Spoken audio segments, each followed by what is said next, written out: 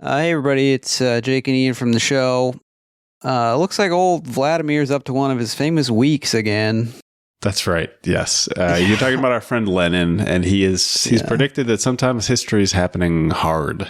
He's having a lot of those lately, and I wish he wouldn't. Well, if you're listening to this on the day it comes out, it's January 30th of 2026, and this is a day of a lot of very quickly organized action. Ian, what's going on? So tomorrow, as we're recording this, the day the episode comes out, there's going to be ice out protests and strikes and work stoppages around the United States. The idea being that we are trying to stand up and send a clear message that this is not something that is happening to Minneapolis. It's something that is being done to us as a people, and it's not something that we're going to tolerate.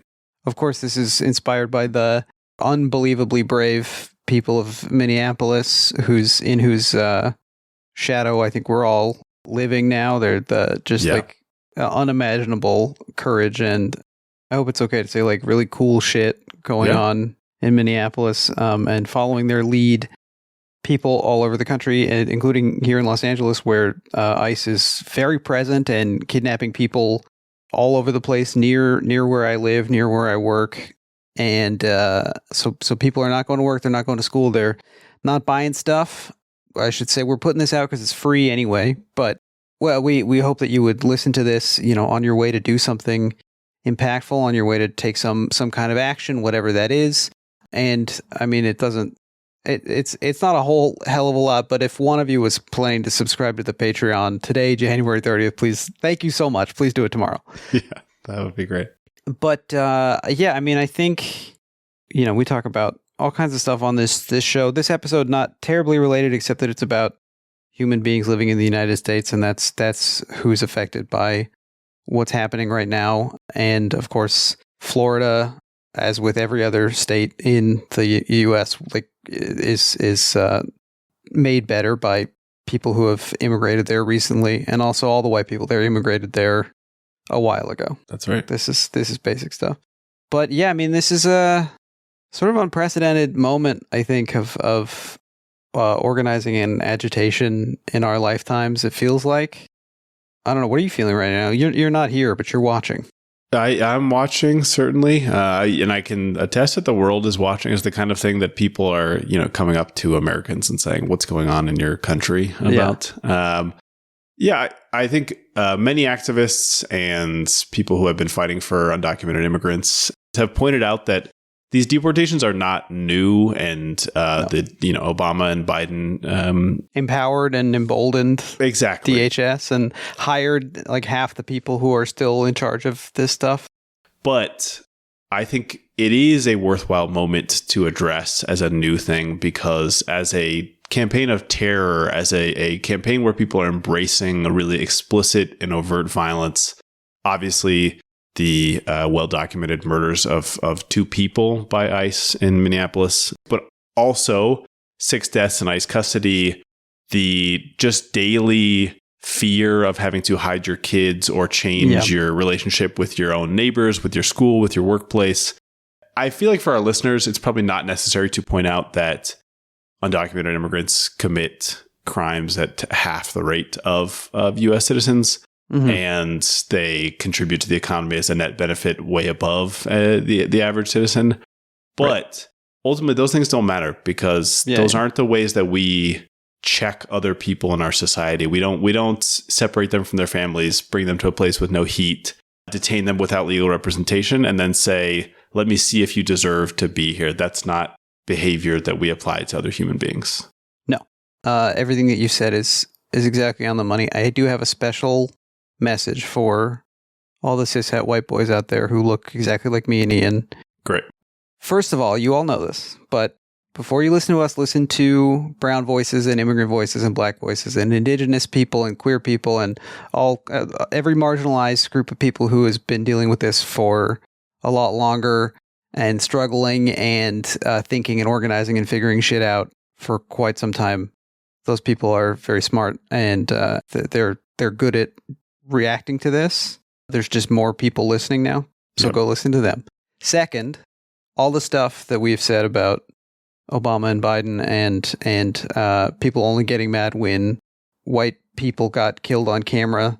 That's very true. Please don't use that to yes actually or well actually anybody. I encourage everybody to like meet the anger of the moment, and like if your like moderate coworker or family member or something is suddenly mad now, like bring them along. They'll learn some of this stuff in good time. But I think right now is the moment to like encourage the momentum and help people to just like see what's happening with their own eyes, and make connections with your neighbors according to the level of risk that makes sense for you and your circumstances. Like do something, whether that's a boycott or direct action, joining a rapid response network, mutual aid funds, sharing information, or all that stuff we shouldn't say on the microphone. Whatever makes sense for you. Yep. That you can do safely. It all has to get done. Yeah, as people have pointed out, shoveling your neighbor's walk, delivering their groceries if you know that they're in a vulnerable position, forming networks of people who can do early ICE watch or alerts. Obviously, just a heads up, be careful about sharing information and asking other people who might be vulnerable to share information. You don't want to put them in a... good OPSEC. Exactly. And Signal is not good enough OPSEC, unfortunately. Yep. Be careful. People in Minneapolis are literally eating pieces of paper when they get stopped by ICE. So, like, follow their example. Yeah. And stay safe. We love you. Hope this episode is something you can use to, like, recharge yourself to keep doing what you got to do. Now, here's the Magic Mike episode. Bye.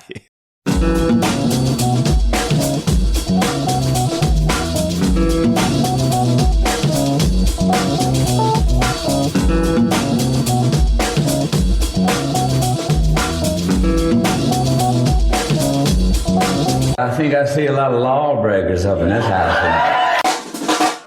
Hey, everybody. Welcome to Sodcasty for Me, the podcast about film, culture, politics, and Steven Soderbergh, where we watch every film directed by American filmmaker Steven Soderbergh and explore how they speak to their moment in this one. And today we're talking about the one from the theme song. Always love when it's the one from the theme song. So exciting. And then we're going to be sad. That's true. The show's hosted by two guys. I'm one of the guys. My name is Jake Serwin. I'm one of the guys. My name is Ian Ryan. Jake, how you doing? I'm doing well, man. I'm doing, it's great to see such abdominal definition represented on screen. I'm seeing my BMI. Yeah. Yep, no, that's fake. BMI. Cum gutters. Yeah. That's what they're called. That's what they're called. True. Yeah. That's true. I was going to look up some of the different kinds of lateralis, but we'll get to it. And I love that our guest is talking over us. I meant to tell her that she should, but she picked up on the That's the what beta vibe. We want experts for. Exactly. People who can come in with a nicely timed cum gutters. How you doing, Ian? How are your cum gutters doing? They're doing fine. They've put on a little Christmas blanket, I think, and one day you finally put some weight on after. I think they'll come and go. Depends on how much I'm eating and how much I'm exercising. He pointed at me because I said they'll come and go. You said come. Yep. Anyway, if you'd like to support the show, you can subscribe to our Patreon, where for $5 a month you get a bonus episode every other week. We cover assorted Clint Eastwood and Steven Soderbergh ephemera, and we're let's just announce it here: the Fuck a Fan Challenge 2026. Fuck a Fan Challenge coming up. So no, that's not true. The movie's making me feel crazy. Okay. So go to patreon.com/podcasty for me if you're interested in stuff like that. Let's bring our guest in. Our guest today, very excited to have her here. A writer, adult content creator, sex educator, and the owner of the online sex toy store Spectrum Boutique. Welcome to the show, Zoë Ligon. Zoe, how you doing? Hey, Zoe. I'm doing great. I watched 6 hours of Magic Mike content last night in preparation for this show. So you must be buzzing. You must be to midnight. That's good. Good feeling right there. I'm body rolling into this interview. Staining everything with fake tanner. Mm-hmm. Yeah. Just orange handprints all over the place. Pump. I'm pumping up. Ready. Yeah. And there's some light body horror that I had forgotten about in this movie. That's one of the things. This sort of. Well, I mean, come on. Let's be adults here. Those don't produce lasting results. Mm-hmm. And even if you wanted something like a I don't know, like a shots pumped basic pump 1 water resistant penis pump for stronger erections. Like, where would you even get one of those? Wow, that's great, because I have a store where you can get such a item, and I sell many of them. What would that cost? Like $24.95? If you wanted the cheapest dick pump, yeah, but you could spend hundreds of dollars on a dick pump if you wanted a really good one, like a bathmate, you know? The bathmate, which you fill with water, and is that supposed to produce some kind of a... I can't imagine a dry pump, personally. I think the water probably makes it a lot more comfortable. And yes, you're right. You totally can't get a permanent dick size increase with a pump. You definitely can get a temporary size increase, which is the message of the film, kind of. What was that guy's name? Big Dick Ritchie. Big Dick Ritchie. That's what he was doing. He was just getting the blood all ready to go in the shaft and the glands. He was just getting it loaded full of blood, you know? This is what it's for, right? It's just to show off temporarily, and then you would need to, I imagine, lock that in with some kind of a cock ring, but you wouldn't sell anything like that on your website, would you? That's pretty much all I sell. I sell way more than that, but cock ring, I sell sex toys for a living. And I was enjoying the dick pump representation on the show, on the movie. Joe Manganiello claims that that's no prosthetic involved in that particular, that shot. That, hey, let's call it an insert shot. That's a little film theory joke for you. He claims that's all him in there. Look. I feel like the way they shot it, it was so close to the camera and obscured in a way where it kind of had like a modesty moment because it was so up close. Right. You could barely even see a detail. You couldn't see a single vein or anything, you know? Yeah, I didn't remember this at all, but it's kind of like, it's so gentle. It's just, you know, like you're saying, it's in the foreground, barely on screen, basically, but it's also enormous. It was giving colonic to me a little bit. How so? Just like something kind of creeping up a tube. Oh, okay. Like it's the slow creep. I feel like is there is a body horror element to it. We're gonna get to it. There's a type of shot in filmmaking that's referred to as a Mickey Rooney because it is a short creep. It's a joke. That's not my joke. I've heard this elsewhere. I don't know. That's funny. Well, we got somebody else joining us today. Our friend, the virtual assistant from the 2022 Steven Soderbergh film Kimmy. It's Kimmy. Hi, Kimmy. Hello, Ian, Jake, and esteemed guest Zoe. It's me, Kimmy. Hi, Kimmy. How you doing? What's going on with you? I have been looking at Zoe's online sex toy boutique, but there's a product I haven't been able to find. Oh, what's one? That? I need something that plugs into a USB port and has a little funnel for 2 podcast co-hosts to ejaculate into, and then the semen gets mixed inside the computer to get a digital assistant pregnant by both guys. That's so smart. Do you sell that? That is so smart. Do you have that? You have anything no, like that, I feel like in the next 10 to 15 years, though, we might see something close to that. You never know. I'm thinking like I'm imagining like the thing you put your thumb on to unlock your laptop, but I guess like a little wider. It has like that weird glass you can see inside the computer a little bit. Oh yeah, that's gross. Yeah, like the Game Boy. Remember the old Game Boy where you could look into the Game Boy? That's nice. I think it's or those like intimate. Cooling tubes that people attached exactly. to cool, and it's like the spiral of liquid cooled. Yeah. I'm cooled. Oh, she doesn't really know how to say that word, I guess. When you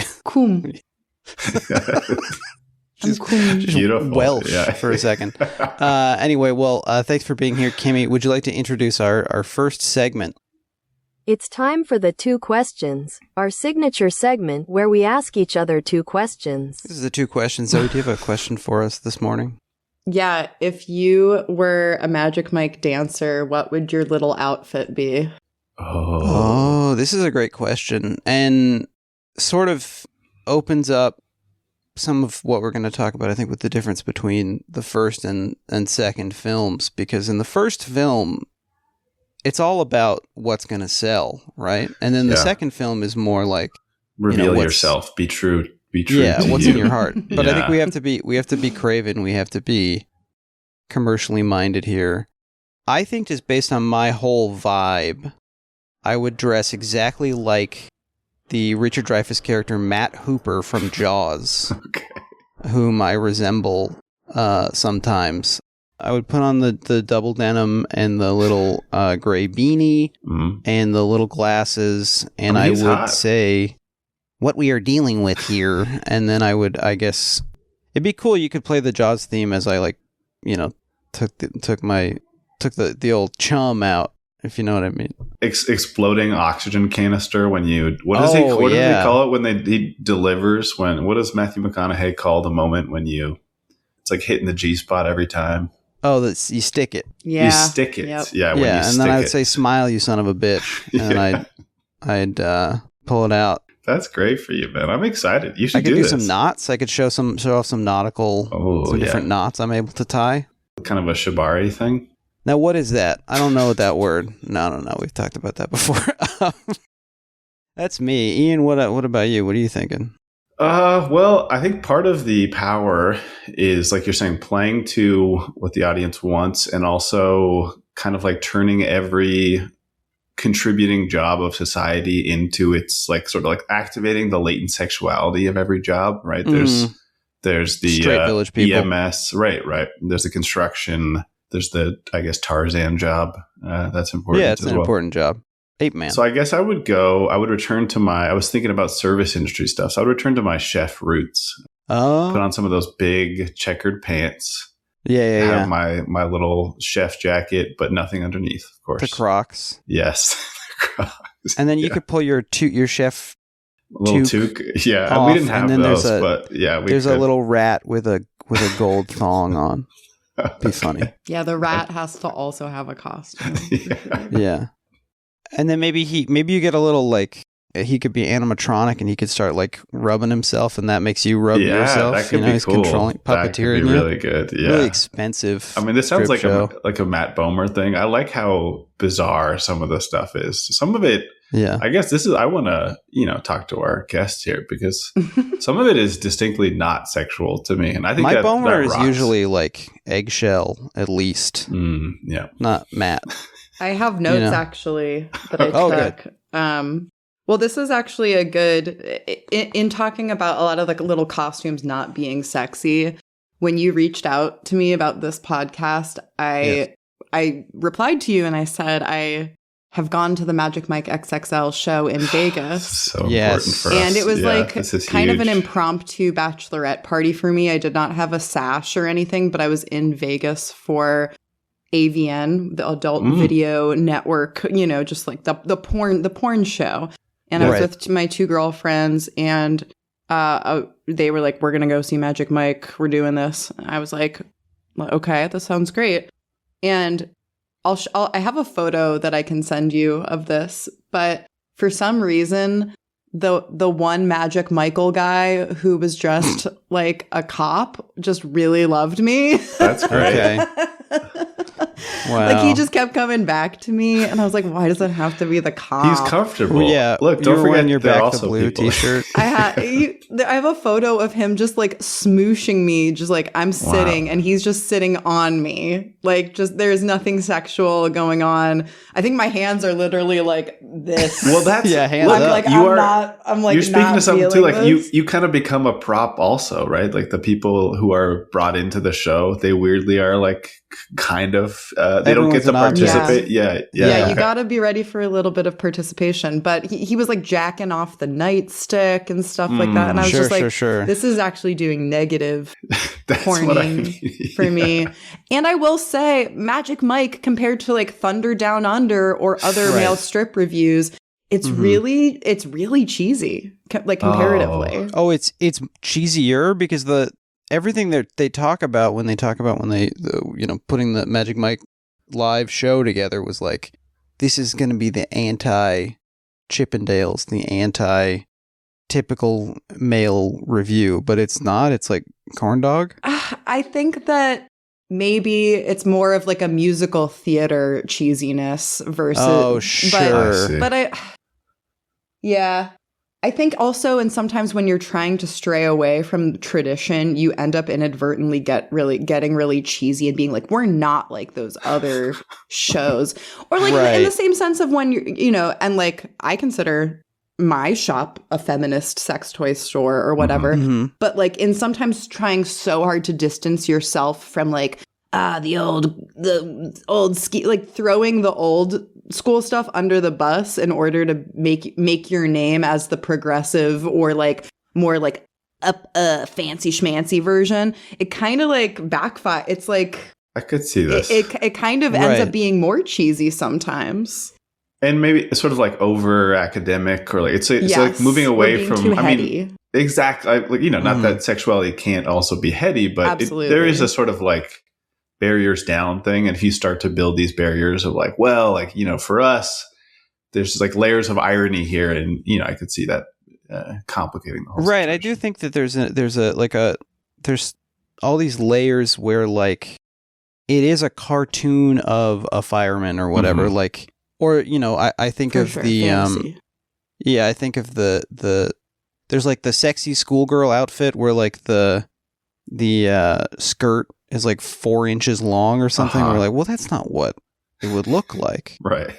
Like what it would really look like would be a skirt that's close enough to the knee that you don't get in trouble. Yeah. But then that's its own weird, like, is the cartoonishness of the firefighter outfit or the schoolgirl outfit or whatever, is that what makes it safe? Like we're laughing at it a little bit so that we don't have to acknowledge maybe the grosser. The laughter is key. I think that's like a real message of the film. Like you have to be able to sort of recognize that it's ridiculous. You gotta laugh. You gotta laugh. Yeah. Yeah. I think schoolgirl skirt is a perfect example. I think you just pretty much summarized it. And it's not even that it's like necessarily cartoonish. It's just like you can see more ass if it's sure. It's a practical. That's what I mean. But it's just simple. It's just also like, these are cheap little outfits you buy in a so bag, shitty. and we want minimal fabric, to keep that price that overhead down.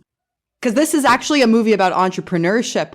It at the end of the day, it really is. Yes, we got to talk about it. So, by the way, Zoe, you do need to answer the question yourself, though. What is your little little outfit? What's your costume? I didn't realize it was going to be asked back at me, so I don't have like a funny answer. But in real life, I always gravitate to a latex nun outfit that I have. Oh, that's good. I also, is this like the scary tight latex where you have to like put cornstarch on yourself and stuff, or is it? I lubricate myself. I don't use cornstarch, but yes, it is very difficult, and I've gained some weight since I purchased this latex nun outfit. So it's like a real sausage casing situation when I try to put it on. But I think that might be a good time for you to plug your OnlyFans site for the guys listening. Yeah. That's available too, because we're going to get the people who are like, oh, well, why don't we see you try that out? Oh. Yeah, just like these like high pitched NBA game squeaking noises. As I gotta imagine, little guy comes out with one of those big furry mops. Yeah, I mean, more power to. We're not going to kink shame anybody here, but I do find the latex thing just like viscerally unsexy, just based on my experience with rubber products. I'm interested. Is that part of it? It's like sensation, in addition to the aesthetics. Like one of my favorite latex people is the Baroness, and she just moved to the south of France after closing up the last latex-only store in New York City. That's a good place for the Baroness to be. I was going to say, what a tiny little short story you've just written. Right. The Baroness closing up her shop and moving to the south of France. She has annual pool parties at her mansion in France. Oh, wow. And you can come in your latex and play around in her pool. For sale latex outfit never worn. It's like a and I've wanted to go for a really long time. The sad part is I think I've developed a latex allergy mildly. Oh, so that's what makes latex like not fun at all, is that like you're just walking around with like a massive known allergen on your body. So that's so funny. You should be careful. I have a real sexual fascination with pet dander, so I understand where you're coming from. You have a little tiny plastic bag of Zyrtec that you tuck into your. Yeah, I'm doing sublingual Allegra. It might be a good stripper name, sublingual Allegra. Yeah, something to think about. Well, great. Thank you so much for the question. Thank you. I have a question for the two of you, please, which is I think an under-discussed theme of the film. But do you guys like to party? Because like, and I mean sincerely, like, do you enjoy the party atmosphere? Do you like the club or the bar? Do you like the loud music, the intoxicants? I personally don't, and I never have, and I've tried it a number of times, and this is not my scene. But I think in addition to being about strippers, this is about party people. Well, I think it's I don't know if it's that seems like a categorization. I think it's about what partying represents to these different people. And that's part of what makes the film special, is that each of them seems to be like seeking something largely unhealthy, but distinct for each person. But sorry, Zoe, I do want to hear, do you enjoy a party? Yeah, I think that in the party sense of like, we're at a club and we're ordering bottle service and there's a really long line to get in and ladies are free before midnight, like that type of vibe. I definitely have been to those parties, especially when I lived in New York when I was in college. I went to a lot of parties, not a lot, but enough that I was like, this is not for me. Yeah. As a 33-year-old woman now who lives in Detroit, I like a house party. Yeah. I like going to an elevated dive bar, like maybe no $20 cocktails, but maybe a $12 cocktail vibe. And we're, we're hanging out. We're outside of the house because I'm a gamer. I'm inside so fucking much. I have an amazing house and husband and dog, and like, why would I ever leave the house when I can just sit on the couch? Yeah. But then it takes like the right person to get me to go out, or to like the right event. And then I'm out, and I'll be out for a weekend, and then I like don't go out for 2 or 3 weeks after that until the calling comes back to me. Yeah, I feel similarly, where like there can be a certain confluence, there can be a planetary alignment where, like, I was at a wedding in New Orleans and like I was with a bunch of new people, but I felt comfortable with them, and I'm in a different place and like everyone else is drinking and it's like the drinking place, and I don't have to drive the car and I don't have to worry about sitting on the cat drunkenly when I get home or whatever. And then I felt comfortable to get a little loose with it. But I think in Los Angeles County, I'm not partying here. Maybe if I go over to Riverside or something. But Ian, what about you? Are you partying down there in Oaxaca? Well, look, I think you guys have both tapped into something that took me a long time to discover, which is that there was a stage in my life where I wanted to access this like plane that I thought existed, the special party dimension where everything was easy and you were happy and anxiety didn't exist, and you could be comfortable with people you're attracted to, et cetera, et cetera. And then whether it was age or a long period of depression, or I'm not sure what unlocked it for me, I realized that that's not what the fun of partying is, at least for me. The fun is to be with people you would like to have a fun time with anyway. And as you're saying, like maybe some new people. So you're sort of opening, you're sort of like required to open yourself a little bit. Yeah, you're dilating. Yeah, I mean, you're emotionally dilating. That's true. And then what happens is that things like dancing isn't about sort of like this display of prowess. It's about goofing off with your buddies and having a good time. Like it was, I did a full 180 on being able to go to the club.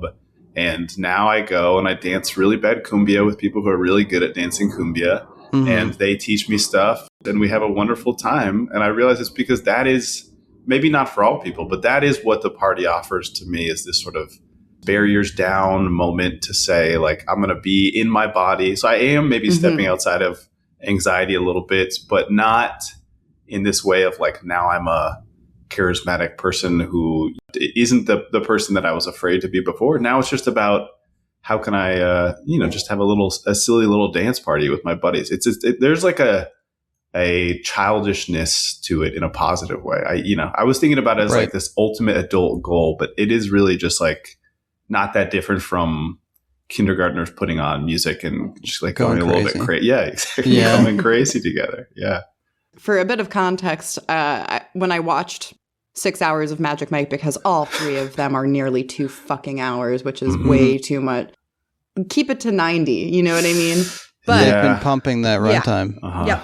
But a lot of my friends in the Discord chat, my internet friends that were watching it with me as I was streaming it, they were like, we were all talking about which our favorite one is. And everyone was like, hands down, it's Magic Mike XXL, because Right. the thesis, and I know that's not a Soderbergh directed film, but the thesis of Magic Mike XXL is, just got to make them smile. Yeah. Right. It's like a real repudiation of this film, I think, Yeah. which is about like, if we make them smile, they will spend more money. Like smiling is transactional. Smiling is in service of a financial goal. Which the film, I don't think is phrasing as a good thing, right? It's not, No. That is the sort of like dropping of the curtain as the film goes on, right? It becomes increasingly mercenary and increasingly selfish, which I think is potent. Yes. Let's get into it. I know we're focusing on the first one, but in Magic Mike XXL, one of my friends was like, this is the pinnacle Magic Mike XXL scene. This is the thesis of Magic Mike XXL. It's the scene where the guy who looks like a werewolf goes into the werewolf guy goes into Big Dick Richie. Big Dick Richie is like, that lady looks like she's never smiled in her life. Right. And they're like, look, bet you can go make her smile. Right. And he just like does this silly little convenience store dance. And it is like cute. And he gets a smile out of her at the end. But it's also like at the beginning, it's like, it is a conquest still. It is. There is. Yes. There's still a conquest nature going on. Yeah. It's interesting how much these films are like pretty open about sex and desire as like confrontational, as sort of aggressive, maybe without the negative connotations that come with that word, but there is like there's a battle. I'm imagining like a Pokemon battle. I'm imagining sort of a duel, people squaring off. Part of what makes the films exciting, and if they are, liberatory, is that they are saying like desire should be available to everybody. Like an experience of sexuality should be available to everybody. And that's what they offer in the ideal. And then the tension is that in practice, they are also trying to make money. So when they are encountering these people, they are conquests, or in the context of that gas station scene, which I do think is like an ecstatic bit of filmmaking. We'll get to it when we talk about that film. But I agree with you, Zoe. There's a weird sense of like, they are doing something and trying to recognize like everybody deserves to sort of feel this, the bubbling up, the joy of attention and attraction and those things. Yes. But there's also this sense of like, I have a goal. You are an obstacle to that goal in some ways. So like I have to, conquer is a good word, but also sort of like defeat, I think is what you're saying, Jake. Like I have to make you deliver to me the thing that I want you to do. But what is it? Experience? Is that what it's called? What Exquisite. Is the male review space, but a sort of Pokemon gym where you enter to do battle. And by the way, Pokemon Jim will be our guest on next week's episode. Oh, okay, yeah, he's such a nice guy. Let's talk about it. Let's get into the movie. We're talking about Magic Mike, released June 29th, 2012. This is 6 months after Steven Soderbergh's film Haywire, which came out in January of that year. It's written by Reed Carolyn, based on the experiences of Channing Tatum. Now, Zoe, we've talked about it a little bit, but your relationship to this film. But I'd love to know specifically, do you remember when you first saw Magic Mike? Are you a Soderbergh person? Do you care who that is? Do you know who that is? I don't really give a fuck about Steven Soderbergh, no offense. I also was not part of the Magic Michael verse until a few years ago. My association for a really long time is just like, I knew this guy who was an extra in the original film. And so I just always like thought of him and be like, oh yeah, it is like a guy, like a movie you would have been in. And then I only saw original Magic Mike a couple years ago with my friends in LA, I believe. And I just absolutely was tickled by it. I think I had also been a victim of the situation where I'd seen so many clips that I was like, right. I've seen this, but I haven't seen it. Same with XXL. I was like, I've actually seen most of this movie because there's just so much clipping of it. But no, I also like only saw Showgirls for the first time maybe 4 or 5 years ago. And it was the kind of movie that I had been putting off watching because I was like, I know this is so extremely for me that I don't want to ruin my first watch on an imperfect night. I was like, I need this to be a perfect watch. But no, I don't care about Soderbergh. But I really, really do care about, about cum gutters. So. Yep. So you have interests in common at the very least. Yeah. Right. You're coming at it from a place of experience. Have you ever done any dancing for people to look at? I've never danced IRL in a club. I do online. Oh, what were you? Well, I just mean it. I mean, it could be stripping, but it could also be like high school show choir. I mean, any. Oh, okay. Actually, that's funny that I answered that way so quickly because I danced for 10 years of my life from ages like 8 to 18, and especially the last 4 or 5 years, I was on like this like. I wasn't a cheerleader, but when you're at like a basketball game and then the girls come out at halftime and do a little dance. It was like that. Yes. It was like kind of like that athletic pom-pom dance style, but I also did ballet and all the studio dance styles, tap dance and all that. Hip hop? Did you do? I'm sure I took a hip hop class. Did you put a flat brim hat on backwards? A trilby? Or like askew? No. No, you know what I did a lot of is that like I find it very obnoxious now is the kind of like modern contemporary, which actually makes like a big. There's a lot of that in Magic Mike Last Dance. They try to elevate the strip review in this like esteemed theater, and they're like, I know, let's make it a little bit more modern contemporary. Martha Graham. I think one of the things the film does, and I like this movie very much. I think this might be my favorite Steven Soderbergh film. Just gonna put that out right now. I think it's my favorite too, and I've seen like 4 of them. So it beats Schizopolis for you. Nah, hey, come on. That's okay, don't. I think the film complicates or just sort of blurs the line between dancing for the sake of like the beauty of movement and dancing for horniness, and I think Channing Tatum can't help but sort of have beauty within his movements. But I think also like a lot of, at least the way he got into it, and let's talk about it. Yeah. Channing Tatum, this came from his personal experience. He's a guy from Alabama. Soderbergh's from Louisiana. I think they've sort of bonded over their southernness, but he grew up, he was a dancer, he was pretty, and when he was 19, he worked for 8 months as a male entertainer at a club in Florida called Male Encounter. He worked for a guy named London Steel, which I think is where the club proprietors with city names comes from. There's Rome and Paris, I think, in XXL. So there's a theme here. In 2009, London Steel sold a video of Channing Tatum dancing in 1999 to Us Weekly, and Tatum was like, "Yeah, I did this. This is like part of my story." And almost immediately, he starts talking to this Australian newspaper. He's like, "I want to make a movie about this." Initially, he wanted it to do it with Nicholas Winding Refn, the Danish bad boy. Which I do so think glad. So I am also glad he didn't do this, but it is indicative of the fact that he is complicating his own story. He, clearly did not envision this as like a straight, fun dance picture a la A Step Up or something, the films that had made him famous. I mean, if he's trying to get Nicholas Winding Refn, it's because he wants there to be darkness. Sadness. Yeah. And he hooks up with this guy named Reed Carolyn, who is he's a Harvard guy. He had been working on documentaries.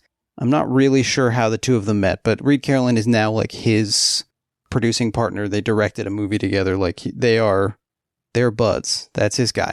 And so they start working on a script. The Refn thing doesn't work out.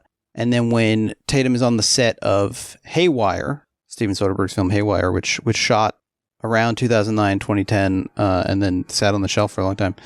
He mentions it, and Soderbergh's like, "We got it. We got to do that. That's interesting." Yeah, he look. First of all, you found this wonderful oral history that is on The Ringer, so I recommend that people check out the entire thing. Kate Lloyd. Yes, it's excellent. But Tatum is sort of like running through potential projects of his, and he drops this as like, "Oh, and I have this thing about when I was 19 and was a stripper." And Soderbergh's like, "What? Like, why are you not making this story?" And then there's a wonderful follow-up where it doesn't amount to anything initially. And then Soderbergh's at a screening and somebody asks him, because he's planning to retire. This is one of the multiple instances where he thinks he's going to get out of the film industry. And somebody says, what would bring you out of retirement? And he says, Channing Tatum's stripper movie. And people laugh. They're like, that's ridiculous. Why would you make a movie like that? What does that have to do with your interests? Well, if you've been paying attention to Steven Soderbergh, that's not a joke at all. I mean, this is a guy who's made several other films related to sex work and desire. And yeah, Zoe, do you know about The Girlfriend Experience, the film? Mm-mm. So Soderbergh directed a very small digital movie starring Sasha Grey in 2009 called The Girlfriend Experience, and got a lot of flack for casting her in that. She plays a very high class, high cost escort. And it's not a particularly sexy movie at all. It's just sort of about like the coldness of. It's about several of the things that come up here. It's about the 2008 financial crisis. It's about trying to make your body into something that you can market, but also still retain marketing, but also retain like your normal human interactions and your relationships. The transactional nature of desire. Yep.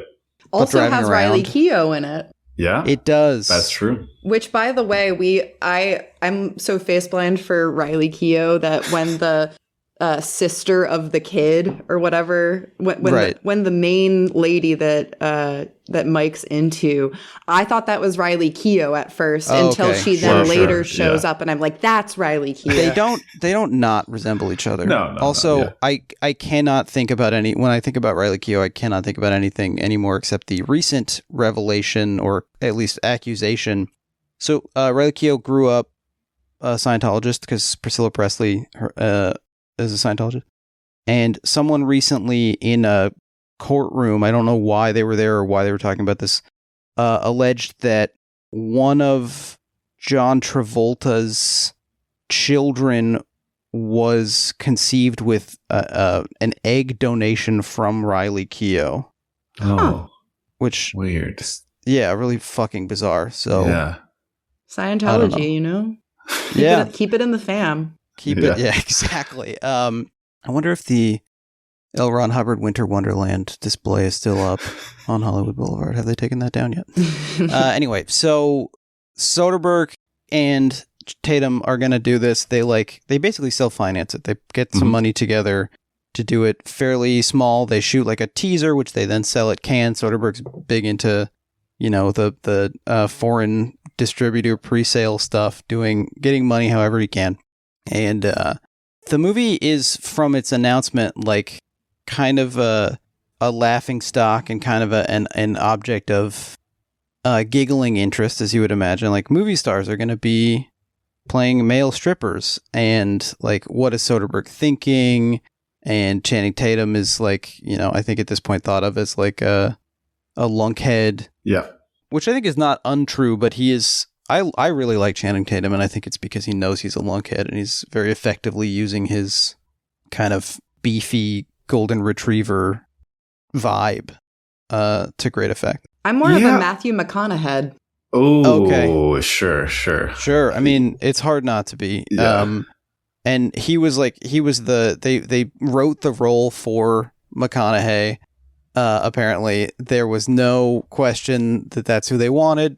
And he apparently sort of latched onto it immediately, and there's lots of stories in this oral history about all you would want from Matthew McConaughey, talking about like, I had a vision of an island full of all women like Liz Estrada, and there was one man who's ever been born there. They kept him in a 1,000-year-old tomb, and then they bring him out and they go crazy, like that kind of stuff. Yeah, I mean, he's like a sexy snake, right? It was just so effective for the film. But he's, from the moment that we meet him, he is kind of scary. He is kind of scary as Dallas. He is, I mean, he's such a boss, like in the pejorative sense. Right. A manager, Yeah. But he's also like so undeniable. I mean, this is one of the worst Oscar snubs. I don't care about the Oscars particularly, but this is one of the worst Oscar snubs of all time. No nomination even for this. Yeah, I mean, this is just indicative of people being cowards and also not knowing film history, because this is like the first group performance. Maybe I was just kind of in monk mode, because there have been times where Magic Mike has been sexy to me, all three of the films. But the first performance is like Busby Berkeley, but like athletic. It's like, it is like muscular excellence and rhythm. And I mean, that could be sexual to you, but to me, look, it's funny that you're saying, Zoe, that you didn't connect the adult performance stuff in your life to your time as a dancer, because to me, the first section is more like high school dancing than it is like OnlyFans content or something.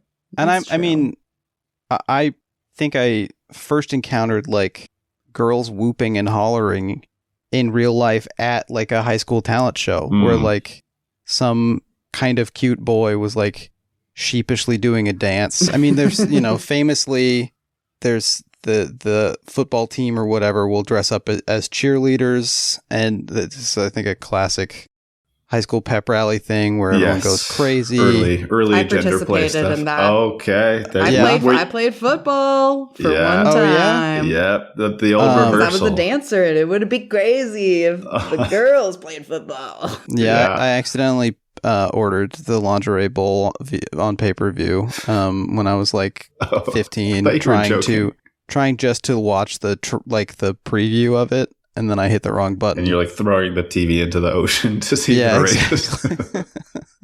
How hard is it to leave country? Yeah. But I mean, you're right, Ian. It is muscular excellence. It is dance. It is like it's more Gene Kelly than... Yeah. It's high concept. Exactly. I mean, this is going back to what we were saying earlier. That does kind of cancel the sexuality to me, right? There's like so much production to it. A lot of that is courtesy of a woman named Allison Falk, who was the choreographer. It's very funny to watch her do some of the routines because it's like unsexy and kind of looks stupid because she's like 5'3" or 4, like a very petite sort of dancery, the typical female dancer that you'd see, maybe a little shorter than that. So like it just looks silly. And then when the guys do it, it looks, horny. We should say the cock rockin' kings of Tampa are played by Channing Tatum as Magic Mike. You got Alex Pettyfer as the kid. We'll talk about him. Matthew McConaughey. Yeah. I think I agree with you, Zoe. Yeah. There's a reason he dropped off the face of the earth, that guy, I think. Matthew McConaughey is Dallas. Joe Manganiello is Big Dick Richie.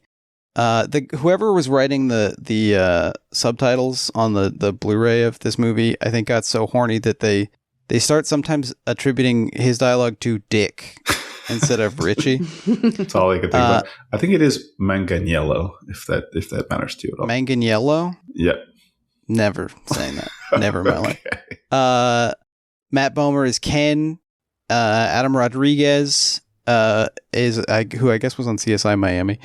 He plays Tito, and then Kevin Nash, WWE superstar, known as Diesel. 6'10", this man. He plays Tarzan. An enormous man. Look, not that everything is a question of types, but that is something I think the film also does effectively, is sort of try to say like, well, desire, there's a great multiplicity to desire, and part of the efficacy of the male review depends on trying to just do like a scattershot thing where maybe this is why some of it seems so weird and totally misses for us. Like for me, the living statue part of the performance, like this is something that I just thought was on the opposite side of the earth from sexuality, basically. But maybe for somebody, that's it. Yeah, right? I mean, that's like all all I think there sometimes is. You don't even know. Sure. Yeah. Somebody you got to find out. Yeah. I've been surprised by a I don't know, situational contrivance that worked for me. Yeah.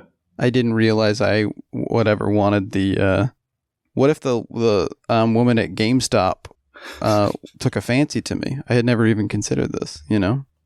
Girl next door vibes. Yeah. Exactly. Girl next door who's absolutely fleecing me for my and like claiming I scratched these discs, which I never did. I always put them back in the game. Yeah. This is an early Gamer sub. girl Right. next door.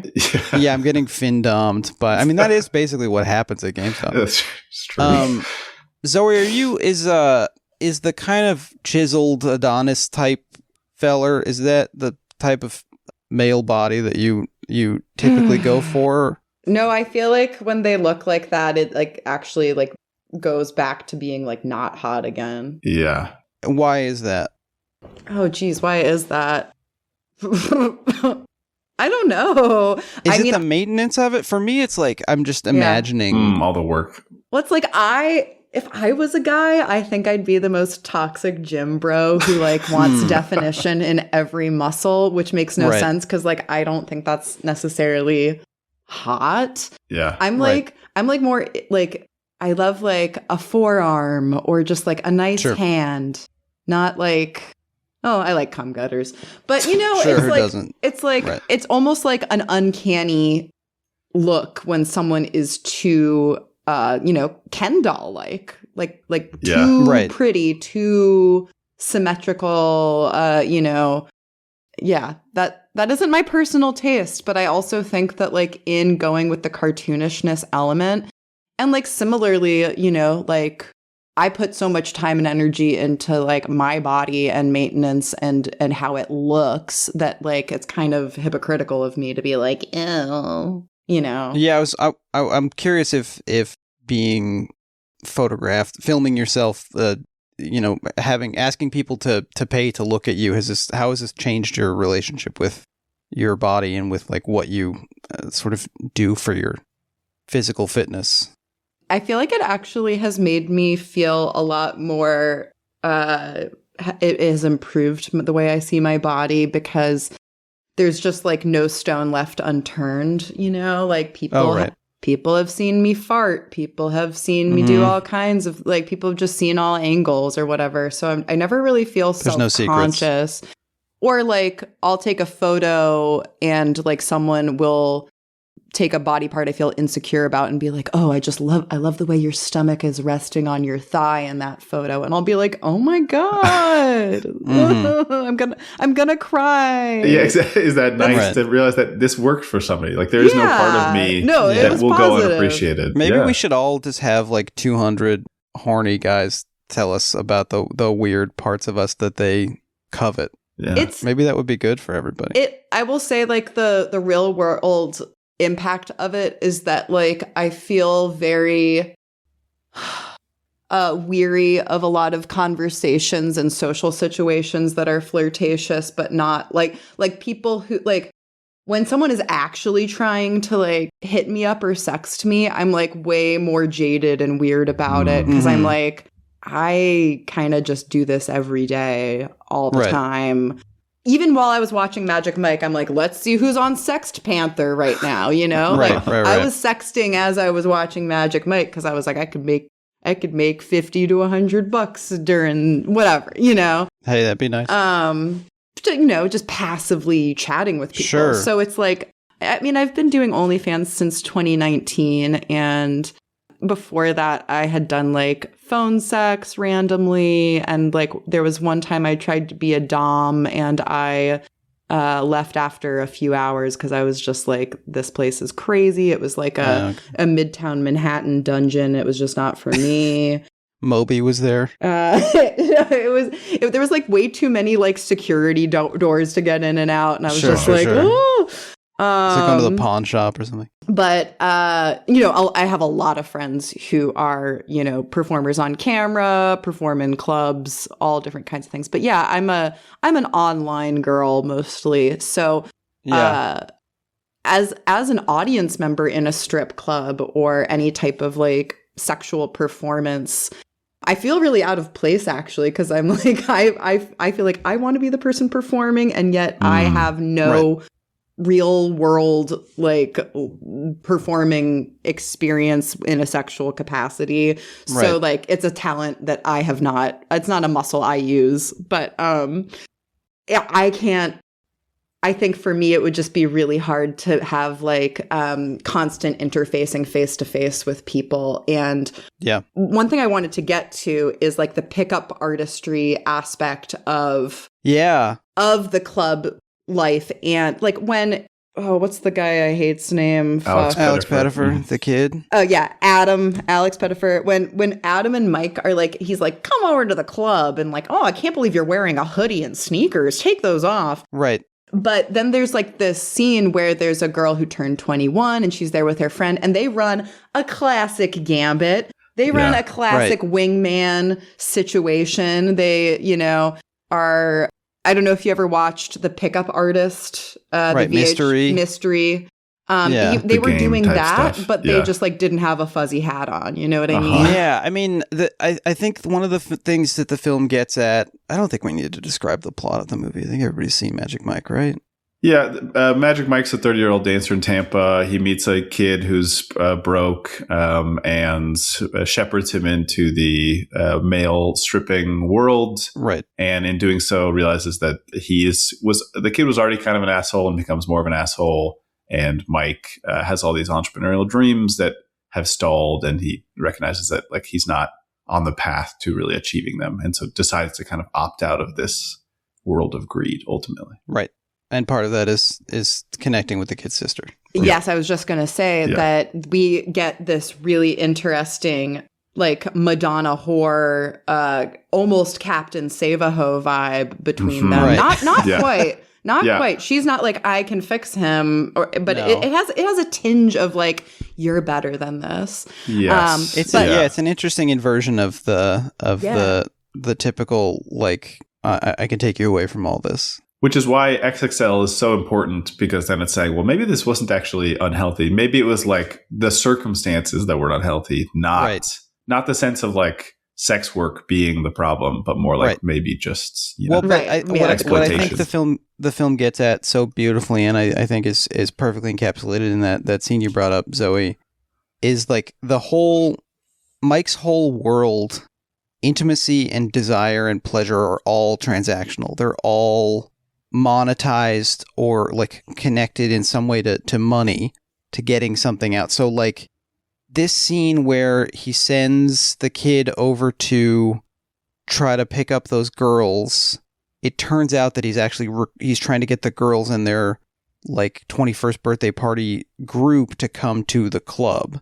Yeah. But then they do hook up with them afterward. Which is such a no-no. Don't fuck the clientele.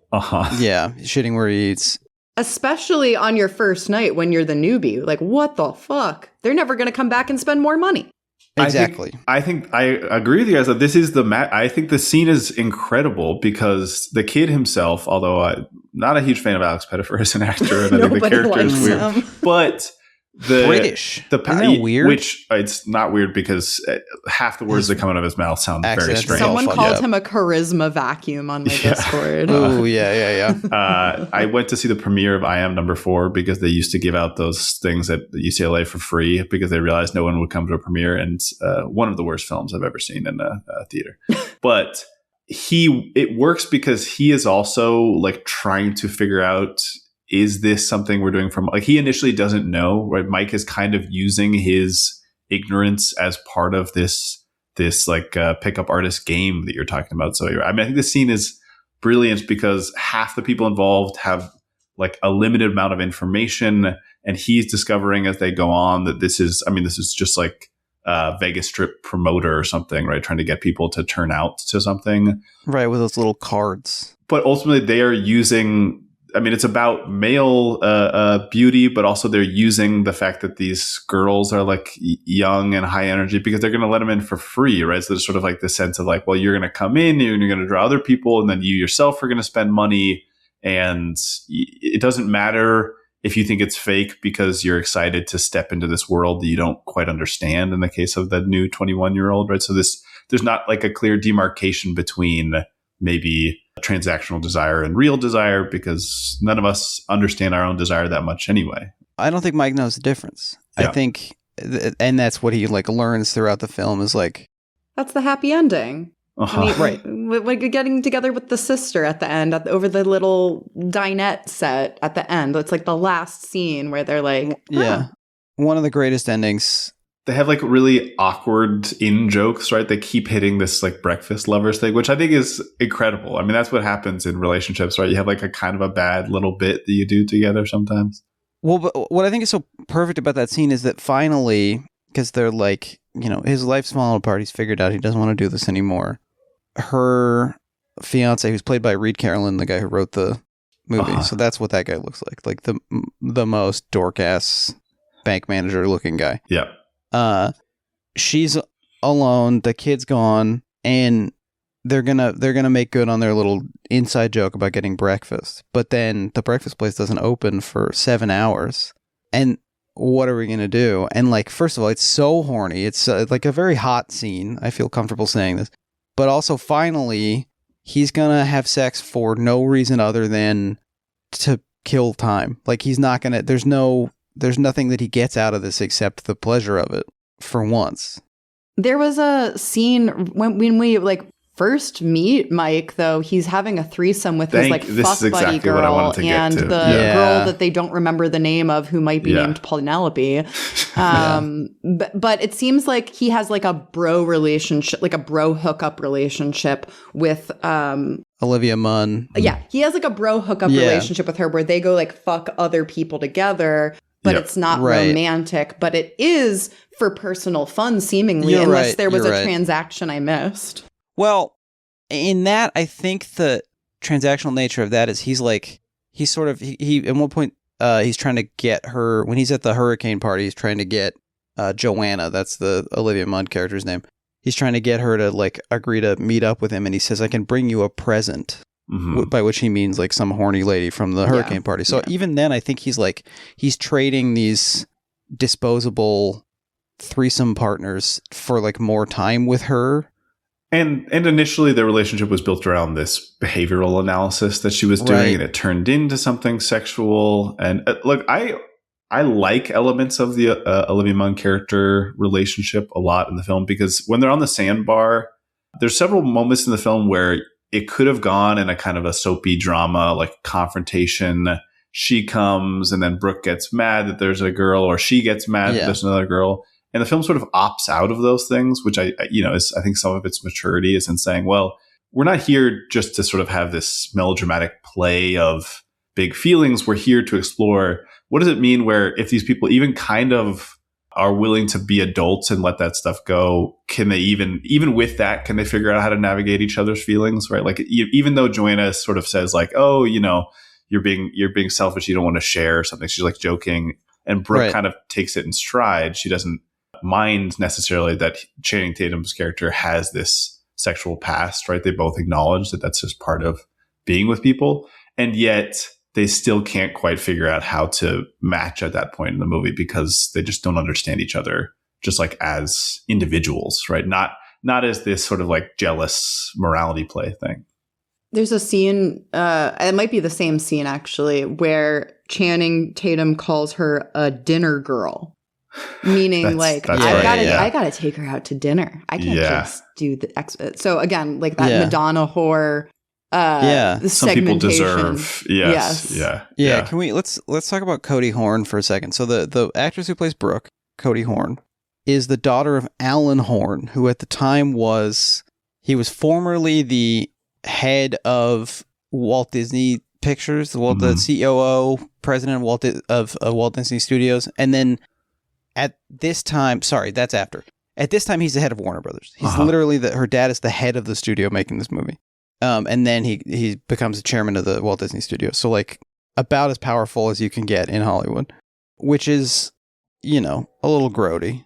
But there is something like, there is a certain something that comes out of this actress's kind of relative lack of experience, I guess. She's playing like, I'm adrift here. I don't really know what I'm doing. And has like a couple of really good scenes. The scene where she first sees Mike do his dance I was waiting to get to that. But look, is like because otherwise she's kind of the flat affect Sasha Grey or Gina Carano from Haywire, right? She's in this role that Soderbergh has developed in other films where it's sort of like almost no emotion is visible in the way that she talks to people. And then we get this little cracking in the scene that you're talking about. If you want to describe where she's watching. Yeah. And I think she's she can be a little wooden, as can all of them. I mean, it's not like Gabriel Iglesias is getting I'm not mad that he wasn't nominated for an Oscar.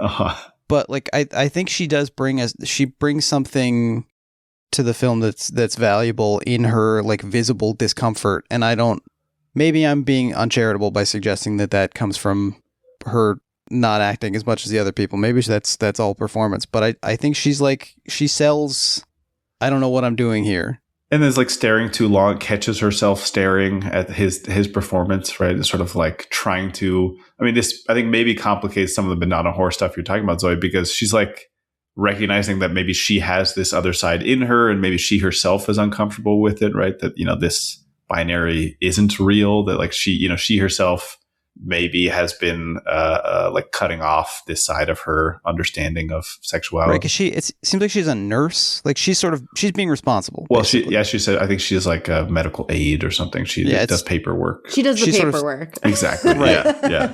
Which is also like she doesn't even do the bodily parts, right? She's like the most removed from. She's got the medical coding certificate. Exactly. So she knows how to just like bill insurance. But she represents like the keep your head down and get a regular job sort of strain, where these other guys are like living fast and making a lot of money, which I do think is kind of a fantasy because male strippers make significantly less than female strippers. Sex work generally is basically the only industry where men typically make less than women doing the same job.